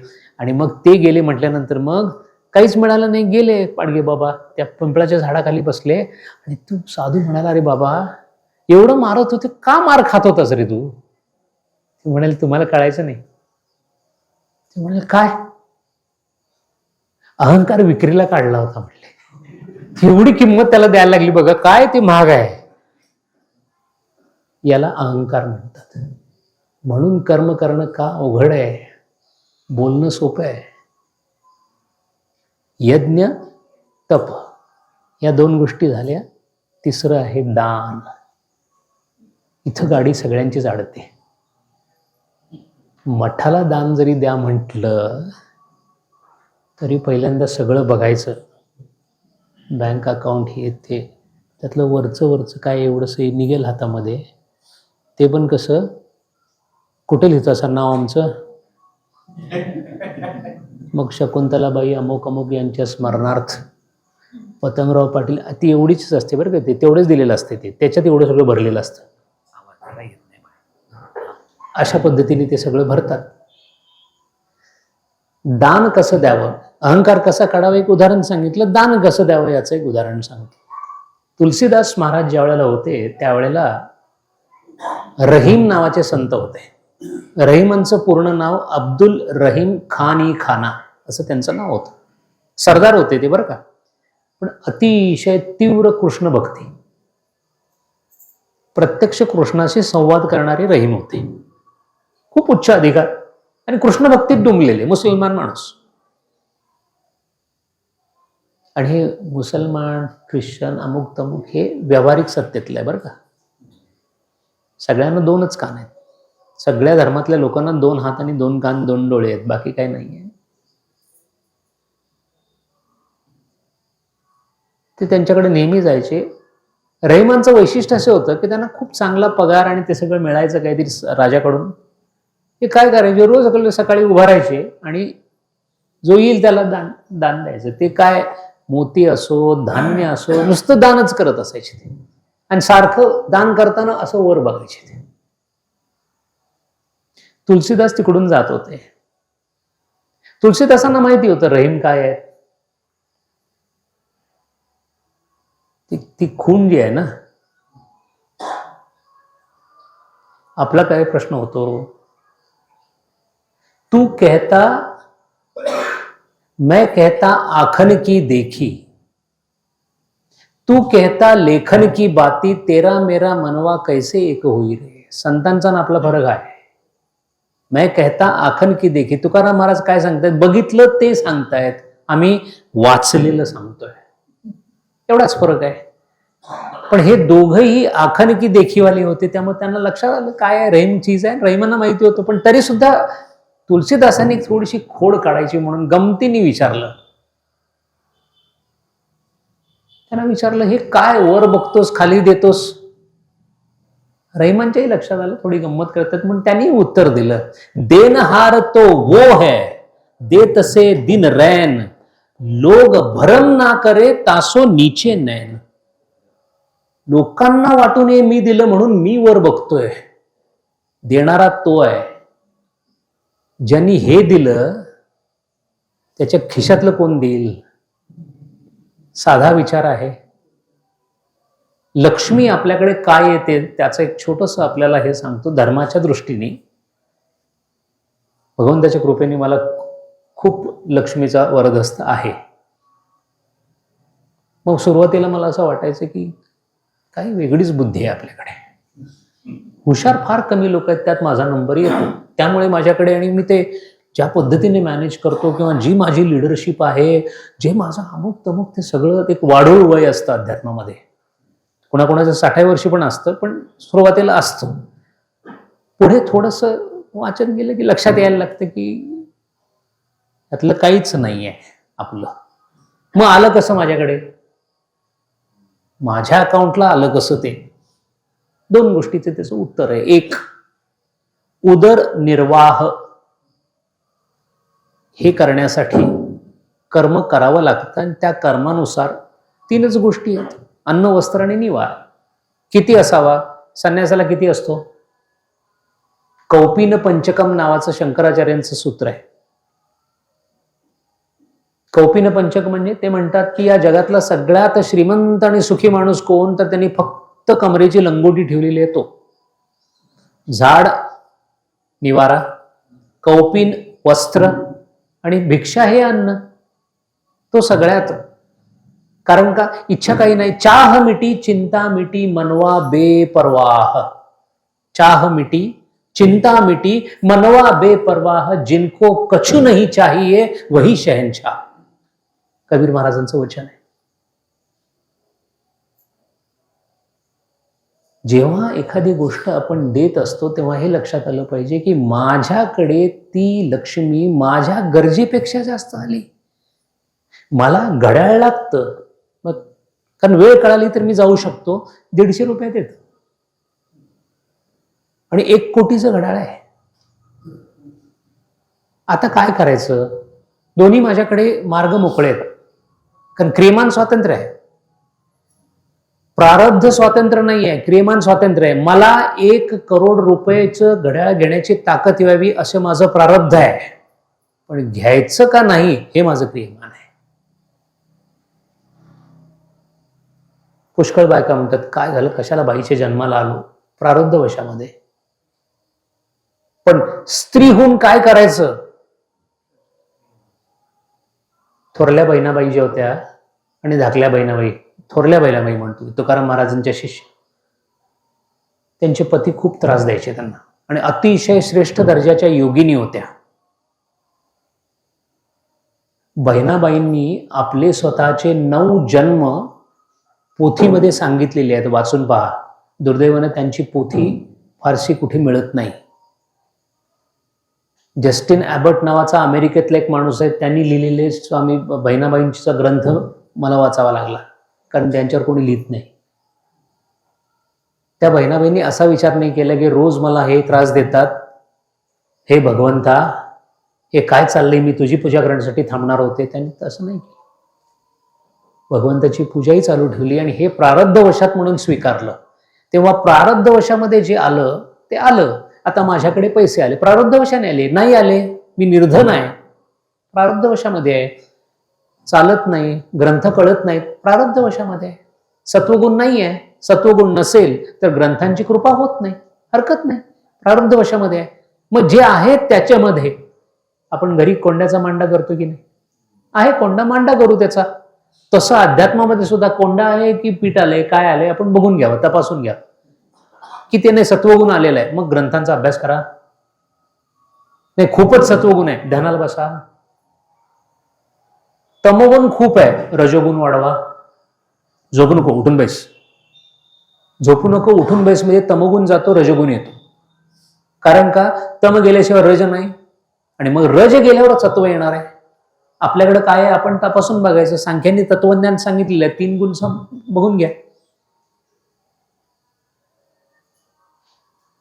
कारण हे जे तयार केलंय हे सगळं त्याने तयार केलं ना. 5 तत्व का बना पुतला, भीतर भरा बंगारा, ऊपर रंग सुरंग चढाया, कारीगर किरतारा. त्यांनी बनवून दिलेलं आहे सगळं ते. असं जर असेल तर मग जे माझ्याकडं आलं माझ्या योग्यतेपेक्षा, आपण पुष्कळ उदाहरण पाहाल की त्यांची योग्यता नसताना पुष्कळ धनलाभ झालेला आहे. आणि अशी व्यक्ती असते की अतिशय तल्लख आणि हुशार आणि अतिशय कमी पगारावर नोकरी करत बसलेली आहे. हे आपण मूर्ख को तुम राज दियत हो, पंडित बनत भिकारी, कर्मन की गती न्यारी. टीव्ही लागल्यानंतर ज्यांचे चेहरे दिसतात, विद्वान मंडळी आहेत का ती सगळी? आहेत की नाही सत्तेच्या याच्यावर? अध्यात्मातली काही आंधळी माणसं अशी शंका विचारतात, तुम्ही असं म्हणता तर मग ते अमुक अमुक नेते आहेत, ते केवढे गडगंज श्रीमंत आहेत, ते कसं काय सगळं वाईट करतात? ते गडगंज मागून घेऊन आले आणि आत्ता जे करतायत ते पुढच्या वेळेला बघतील. हेच तुम्हाला कुठेतरी कोपऱ्यावर सकाळपासून काही खायला मिळालं नाही असे दिसतील. कारण का? कर्मानुसार ते पुढे येणारच आहे ना. पण जेव्हा माझ्या कर्मवशामध्ये माझ्या जरुरीपेक्षा जास्त काही आलं, माझ्याकडे काही येऊ शकेल. बरं का, दानामध्ये प्रत्येकाला असं वाटतं की पैशाचं दान अतिशय निकृष्ट दान आहे. ते उत्कृष्ट दान हे सत्वगुणाचं दान आहे, म्हणजे सरस्वतीचं दान आहे. जे जे आपणासी ठावे ते ते सकळांशी द्यावे. समर्थांचा आदेश आहे, समर्थांचा आदेश आहे, हुकूम आहे, तो आपण मांडला पाहिजे. तेव्हा माझ्याकडं आलेले माझ्या जरुरीपेक्षा जास्त पैसे. आता प्रश्न असा आहे, माझी जरुरी किती? कपाट उघडलं 100-150 काय दिसतात सांगायला नको. डब्यात ते वेगळंच, कानातलं, ह्याच्यातलं, त्याच्यातलं. आणि मग त्याची उत्तर कशी असतात? आपल्याकडे येणारी उत्तर कशी असतात? 2 मुली आहेत, लग्नाला लागणार की? मग नंतर त्या दोन्ही मुलींचे लग्न झाल्यानंतर गेल्यानंतर त्यांचंच आहे की. हे थांबतच नाही. असं नाही आहे ताई, ते आपल्याला दिलं कोणी? भगवंतानी. पाणी, गंगेचं पाणी उगमापासून निघालं, कसं मी बांध घालू त्याला? गंगा माझी आहे का? तिला सागराला मिळायचंय. वाटेत तुला हात धुवायला मिळाले, धुवून घे ना. थांबव तू कुठ कशाला? थांबवू शकशील का तू? आणि मग जर थांबवशील तर हा थांबवणारा माणूस आहे म्हणून त्या जीवाची पुढच्या जन्मी काय अवस्था होईल? गंगाच येणार नाही. कारण का? हे थांबवण्यामधले आहेत, पुढे जाण्यामधले नाही आहेत हे. म्हणून जे जे काही आपल्याला मिळालं प्रत्यक्ष विचार करावा. जरूर किती किती जरूर आहे सांगतो. हे सगळं कशासाठी? छान सगळं व्यवस्थित प्रभाव पाडण्यासाठी चाललेलं असतं ना. मी आता एका कंपनीत काम करतो, तिथे मी मॅनेजिंग डायरेक्टर आहे, मोठं नाव आहे ते. चीफ एक्झिक्युटिव्ह ऑफिसर एका कंपनीमध्ये आहे. मग ती अशी 50 माणसं बसलेली असतात. मग मी ऑफिसमध्ये आलो की मग असं जरा इकडं तिकडं बघतो मी, सगळे मान देत आहेत की नाही. त्यातनं जर गुड मॉर्निंग किंवा उठून उभारले तर आणखीन उत्तम. हे मोरपीस फिरण्याचे प्रसंग फार येतात आयुष्यामध्ये. तर मागे माऊली आणि तुकारामांचा आशीर्वाद नसेल ना तर कुठं वाहवत जाईल सांगता येत नाही. हा कान माऊली आणि हा कान तुकारामांच्याकडे दिला मग व्यवस्थित चालतो. आपण नेहमी त्यांच्याकडे देऊन ठेवावा. जर माझ्याकडे ते पैसे आलेले असतील तर याचा अर्थ माझी जरूर मी माझ्या इतपतच ठेवावी. या जगामध्ये सर्वश्रुत असा नेता कोण झाला? महात्मा गांधी झाले. बरोबर? किती होते हो महात्मा गांधींच्याकडे वस्त्र? महात्मा गांधींच्याकडे 2 धोतर होते. मी त्याचाही अभ्यास केलेला म्हणून सांगतो. मी महात्मा गांधींच्या BMI किती होता याचाही अभ्यास केलेला आहे. आहार कोणता होता याचाही अभ्यास केलेला आहे. कशासाठी? आपल्याला काहीतरी त्याच्यातून मिळावं म्हणून. तुम्ही जर सेवाग्रामला गेलात तर अजूनही आहे कोटिया तिथे छानशी एका बाजूला अशी दिवळी आहे. त्या दिवळीमध्ये 2 शेल्फ आहेत. त्या 2 मधल्या एका शेल्फवर 2 धोतर व्यवस्थित घडी करून बापू तिथे ठेवत असत. सुशीलाबाई नायर म्हणून नंतर त्या भारताच्या आरोग्यमंत्री झाल्या.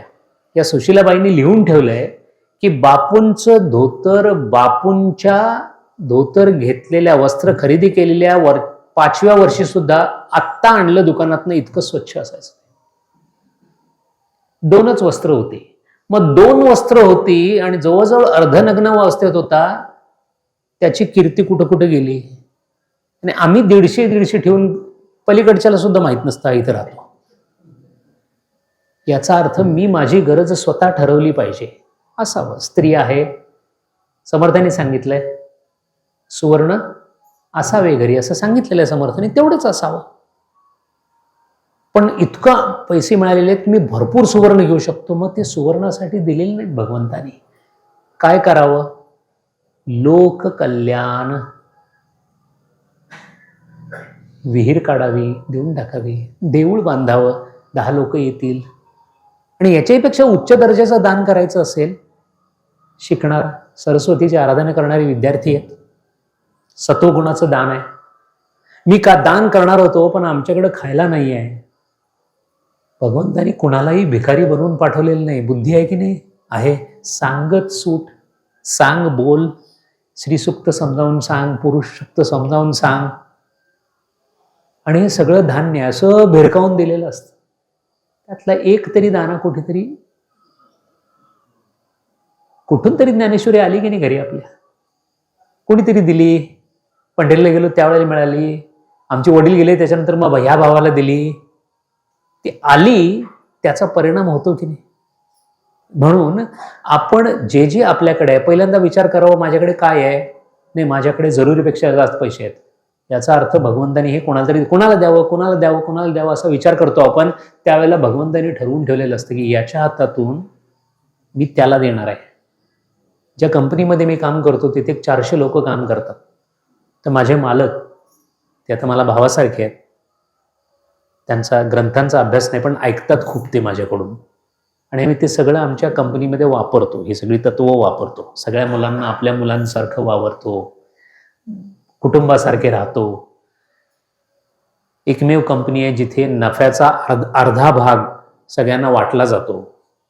नफा वाटला जातो सगळ्यांना. तुम्हीच कमवायचं, तुम्हीच खायचं, या धर्तीवर ते चालतं. मग ते कधी कधी विचारतात तेव्हा त्यांना मी सांगतो की तुम्ही मारवाडी आहात, तुम्हाला पैसे मिळवायला सांगितलं भगवंताने, दिले, भरपूर पैसे दिले. कशासाठी दिले?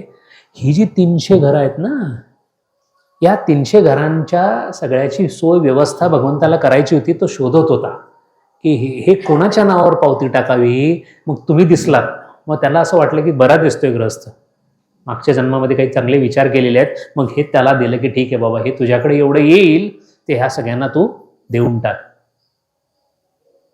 दानाच्या मागे ही संकल्पना आहे. आपल्याकडे जे आलं ते उपयोगी असेल तर ते दुसऱ्याला तितकंच उपयोगी आहे, त्यानुसार ते देत राहावं.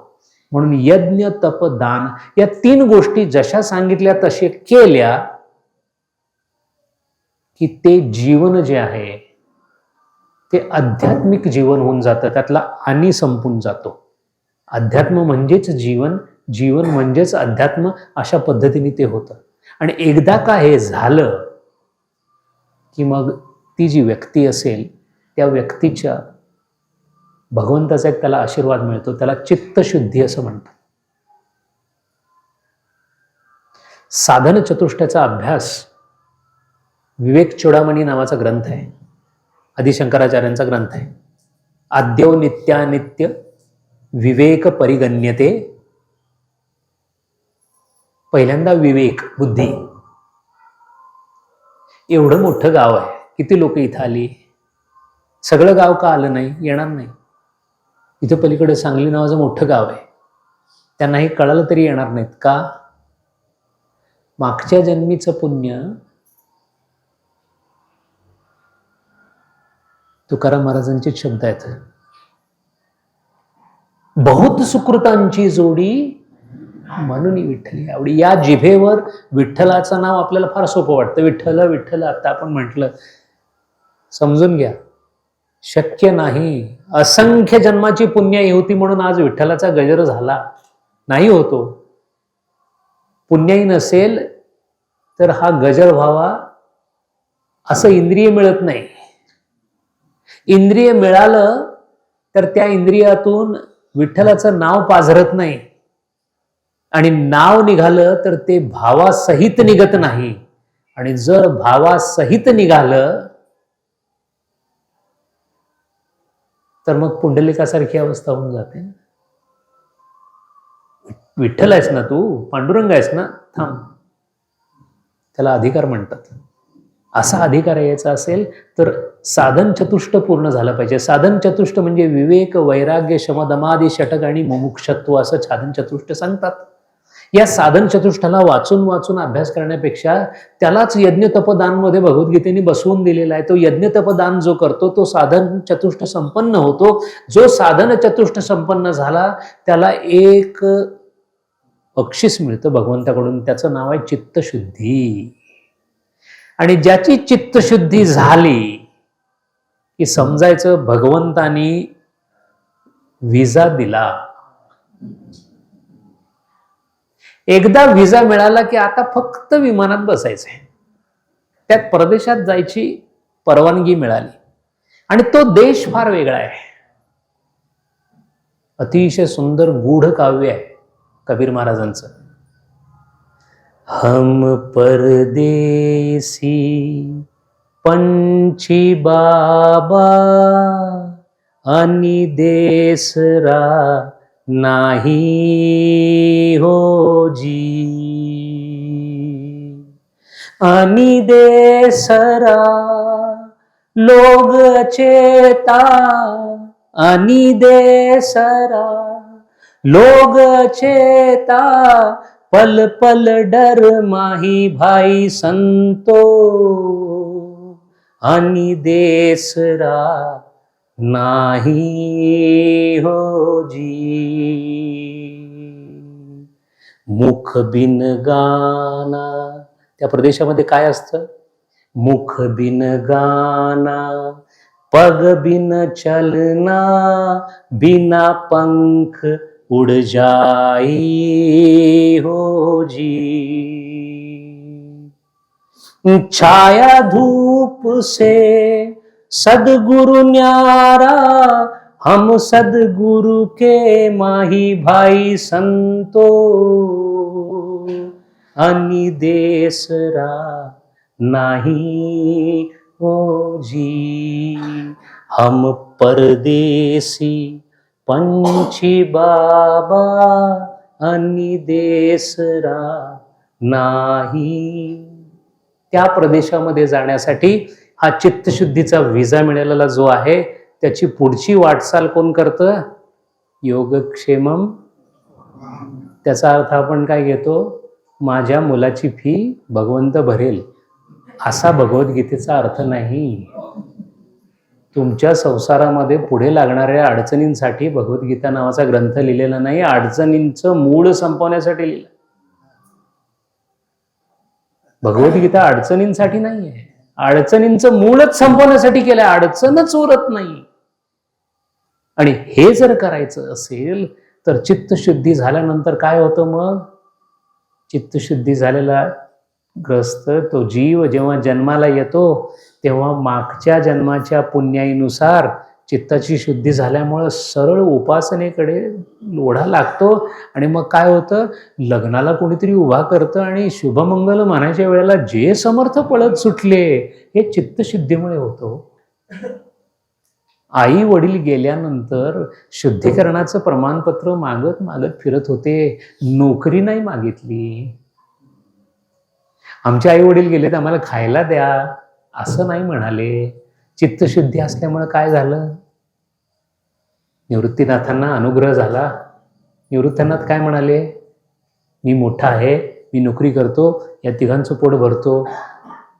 त्यांच्या समस्या वेगळ्या, कारण चित्तशुद्धी ज्याची झाली त्याच्या समस्याच वेगळ्या असतात. त्याच्या व्यावहारिक समस्या नसतात, त्याच्या पारमार्थिक समस्या असतात.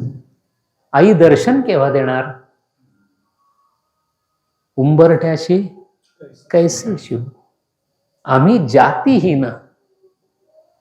जोहार मायबाप जोहार, तुमच्या महाराचा मी महार. केव्हा कळतं महार आहे आपण ते? जातीवाचक शब्द नाही आहे. देवाचा महार व्हायला खूप योग्यता लागते हो.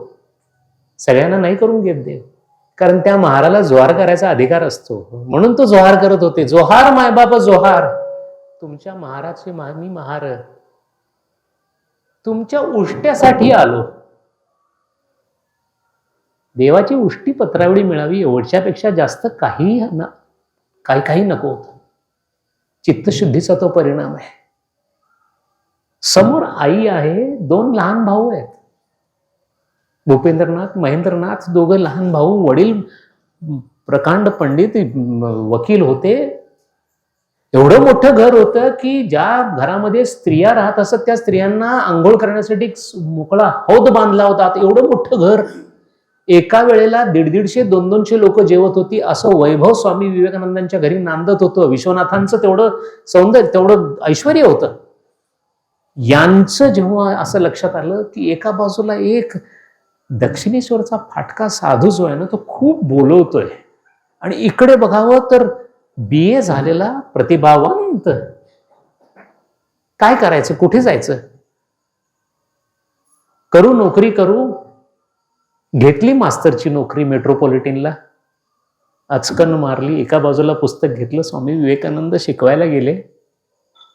3 महिने शिकवलं. ईश्वरचंद्र विद्यासागरांची ती शाळा होती. हेडमास्तरशी जमलं नाही, सोडून आले.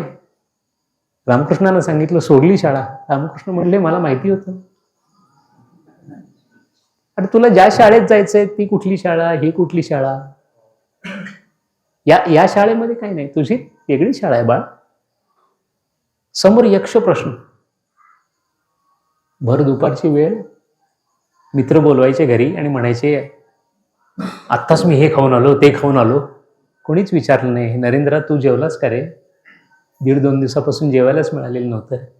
आई आली की घरी आई विचारायची, अरे नरेंद्र जेवणाचं काय? आई मी बाहेर जेवून आलोय ग, पोट भरले, काय सांगू तुला मी, आज मला इतकं छान छान संदेश आणि हे खायला मिळालं. उपाशी असायचे, कारण मी जेवलो तर त्या 2 लहान भावांना जेवण मिळणार नाही. विचार करा कशी परिस्थिती आहे. आपण उगीच आपल्या दारिद्र्याचं वर्णन करत बसतो. हे प्रतिभावंत घरातलं उदाहरण आहे. काय करायचं आता? मी इकडे जायचं, ऐहिक बघायचं, त्याला प्रेयस असं म्हणतात, की हे बघायचं ज्याला श्रेयस असं म्हणतात. शेवटी निर्णय श्रेयसाचा झाला. का झाला? चित्तशुद्धी. म्हणून ज्याची चित्तशुद्धी झाली तो वैराग्ययुक्तच असतो, आणि तो वैराग्ययुक्त असतो. म्हणून आपल्या कथांमध्ये पहिली सुरुवात असते, एका गावात एक गरीब ब्राह्मण होता. ब्राह्मण गरीब का हो, श्रीमंत का नाही, असू शकतो की नाही? त्या कथेमधला जो ब्राह्मण आहे तो ब्रह्मज्ञानासाठी असुसलेला ब्राह्मण आहे. त्यांनी वैराग्याची आराधना केल्यानंतर त्याला इच्छा कशी होईल पैशाची? त्याला लक्ष्मी कुठून लागणारच नाही, तो लक्ष्मीपासून दूर गेलेला आहे. असं चित्तशुद्धी झाल्यानंतर मग उपासनेला सुरुवात होते. आणि उपासनेमध्ये तैलधारावत या जगामध्ये असणाऱ्या आस्तंभ ब्रह्म पर्यंते यनित्ये भोगवस्तुनी, विवेक चुडामणीमध्ये. वैराग्य म्हणजे काय? गवताच्या पात्यापासून ब्रह्मपदापर्यंत ज्याला त्याज्य वाटतं त्याला परावैराग्य असे म्हणतात. वशीकर एकेंद्रिय या पातळ्यातून ते वाढत जातं आणि मग परावैराग्य येतं. परावैराग्य आले की काय होतं सांगतो. तुकाराम महाराजांच्या घरी याचा प्रश्न होता. बुवा कायम विठ्ठलाचा नाव, आवली बिचारी कसं तरी करून काहीतरी करायची. महादा गोंदा नारायण महाराज पोटशी होत्या. नारायण महाराजांचा जन्म तुकाराम महाराज गेल्यानंतर झालेला आहे. घरात पोटुशी असताना जेवायला नाही घरामध्ये, 2 कच्ची आहेत, त्यांना काही जेवायला नाही. अडचणीचा प्रसंग आहे की नाही? आपण काय केलं असतं? काही करून आपल्या मुलांचं काहीतरी बघावं. त्यावेळेला तुका महाराज काय करत होते? त्यावेळेला अभंग करत होते. कोणता अभंग आहे बघा, परिस्थिती कशी आहे आणि अभंग काय आहे? आनंदाचे डोही. हे कसं शक्य आहे हो? हे कसं शक्य आहे कळण्यासाठी जो उपासनेच्या अवस्थेमध्ये गेलाय त्याला तैल धारावत विठ्ठल समोर दिसत असेल आणि नुसता दिसत नाही हो. पाहुणे आले रावळी. पंढरीला जाण्याची इच्छा होती तुकाराम महाराजांची. शेवटची वारी जमेना, थकले होते. गावाकडली सगळी लोक आली, म्हणाली महाराज आम्ही चाललोय. एवढा करा उपकार, देवा सांगा नमस्कार. तुम्ही सनकादिक संत, मनविता कृपावंत, तुम्ही एक काम करा, विठ्ठलाला सांगा मला नाही येत आता. वाईट वाटत. यांना एवढं वाईट वाटल्यानंतर पांडुरंगाला किती वाईट वाटलं असेल. सोडलं पंढरपूर. पांडुरंग कुठे आले? तुकाराम महाराजांच्याकडे आले. अभंग लिहून ठेवलाय. काय म्हणाले?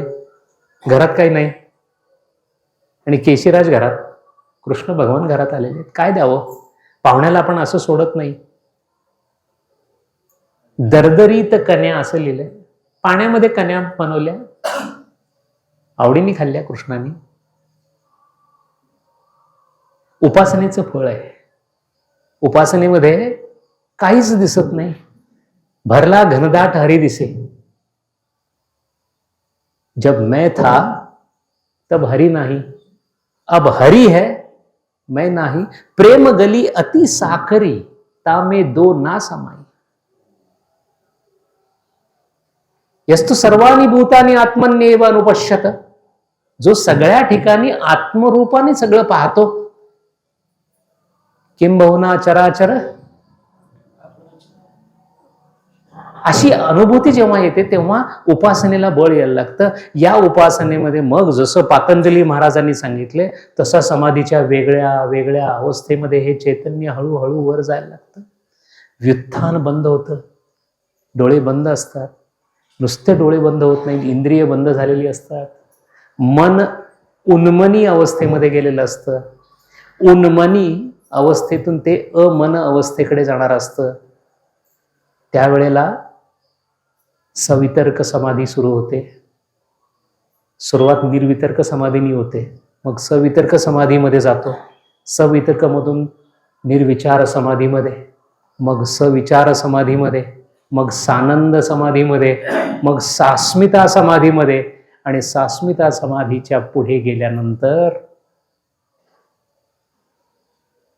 जे काही होतं त्याचंच वर्णन संतांनी सांगितले. अजिम्या. आणि मग कसं दिसतो तो? भक्ताच्या इच्छेप्रमाणे दिसतो. त्याला रूप नाहीये, त्याला काहीच नाहीये, पण तो कसा दिसतो? भगवंताला भक्ताने सांगितलं नाही की मला तू असा दिसावास. आणि मग तुकाराम महाराज सुंदर ते ध्यान उभे पिटेवरी करकटावरी ठेवले. त्यांनी करकटावर. करतोय काय? भक्त सांगतोय. अशी अवस्था येते ह्या चित्तशुद्धीचा परिणाम म्हणून उपासना होते आणि उपासनेला जेव्हा दृढ स्वरूप येतं, त्याला जेव्हा निर्विकल्प निर्बीज समाधीचं स्वरूप येतं, त्यावेळेला त्याच्यानंतर मात्र साधना संपुष्टात येते. गाजराची पुंगी खाऊन टाकली, शास्त्रांची शिडी केली, विचारांचे पाय घातले शिडीमध्ये, त्याच्यावर चढून गेलो, वरच्या बाजूला भगवंताची भेट झाली. आता खाली उतरायचंच नाही, शिडीचं काम संपलं. वेद गेले, दर्शनं गेली, गुण गेले. निस्त्रैगुण्यो भव अर्जुन. हा उपदेश काय आहे भगवद्गीतेमध्ये? अर्जुना, निस्त्रैगुण्य हो, 3 गुणांच्या पलीकडचा हो. त्याला अतिवर्णाश्रमी असं म्हणतात. संन्यासी आता अतिवर्णाश्रमी झाला. अतिवर्णाश्रमी झाला की त्याला कोणतेच नियम लागू पडत नाहीत. भगवंताला कोणते नियम आहेत? कोणतेच नियम नाहीत. मग बालवती म्हणून येतील, शंकर महाराज म्हणून येतील, फडव्या.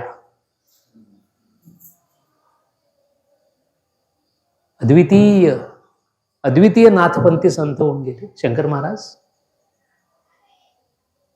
पिशाच्यवत असतील, नेहमीच प्यायचे. प्रधान म्हणून त्यांचे शिष्य होते, माझ्यासारखे शिकलेले आणि CEO वगैरे होते ते.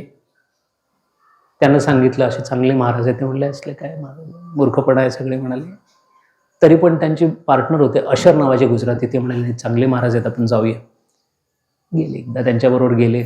गेल्यावर बघितलं ते दाढी वाढलेली शंकर महाराज, अष्टावक्र होते, हे बसलेले होते, लाळ गळत होती वगैरे. त्यांनी बघितलं, पहिल्यांदा अगोदरच इच्छा नव्हती, त्यात ते बघितलं काय भगवंत असा ओंगळ असतो का म्हणाले, असं कसं असेल तो. तरी पण आता हे पार्टनर म्हणतोय, मित्र म्हणतोय, उद्या सकाळच्या बसनी मुंबईला जायचं, बसूया आपण म्हटले. तिथे अगोदरच घृणा तिरस्कार चाललाच होता, तेवढ्यात कोणीतरी दारूची बाटली आणून ठेवली. प्रधानांची खात्री झाली की त्यांच्या भाषेमध्ये त्यावेळेला ते इंग्रजी वगैरे बोलणारे असे होते. ते म्हणाले कम्प्लिटली युजलेस पर्सन.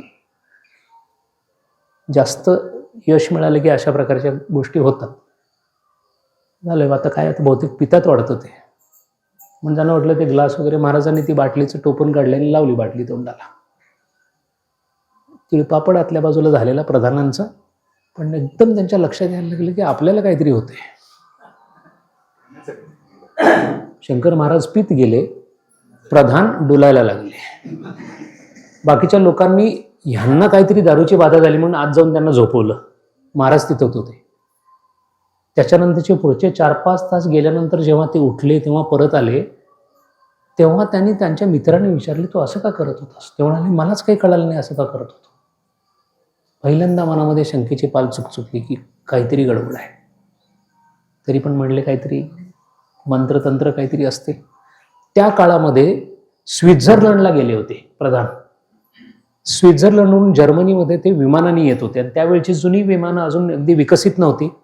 आणि तिथे मॉम्ब्ला नावाचा पर्वत आहे, माउंट ब्लँक म्हणतात त्याला, मॉम्ब्ला पर्वत आहे. त्या पर्वतावरून जाताना हवामान बिघडलं आणि पायलटनी सांगितलं की मी खूप कष्ट करतोय पण ते थांबत नाहीये, आता मला काही करता येणार नाही, आता सगळं भगवंतावर अवलंबून आहे वगैरे असं म्हणून प्रधानांनी धावा सुरू केला.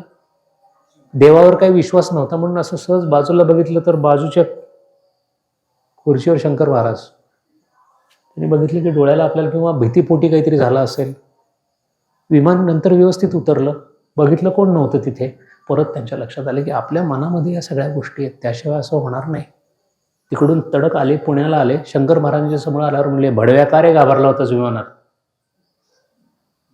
या क्षणापासून जो बदल झाला ते पूर्णत्वापर्यंत पोहोचूपर्यंत चाललं. अशा प्रकारे जो अतिवर्णाश्रमी झाला तो अशा प्रकारे वागू शकतो, त्याच्यावर कोणती बंधनं नसतात. हे मी सांगत नाही, आदी शंकराचार्यांनी विवेक चूडामणमध्ये सांगितलेलं आहे. अशा पद्धतीने ज्याचं जीवन जातं त्याच्या अध्यात्मामध्ये आणि जीवनामध्ये फरक राहत नाही. असे जर कोणी असेल तर त्याला अध्यात्म आणि जीवन असा विषय देता येत नाही, कारण अध्यात्म आणि जीवन एक झालेलं आहे.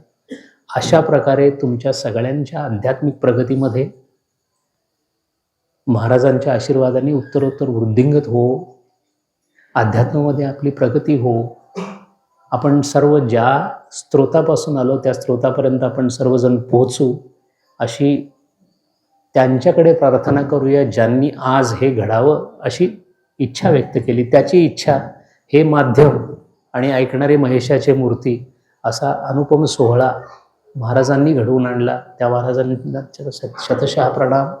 त्यांचे कृपा आशीर्वाद तुमच्यावर माझ्यावर राहावेत, सगळ्यांची आध्यात्मिक प्रगती व्हावी अशी त्यांच्या चरणी प्रार्थना करतो आणि इथे वाणीला विराम देतो. हरिओम तत्सत.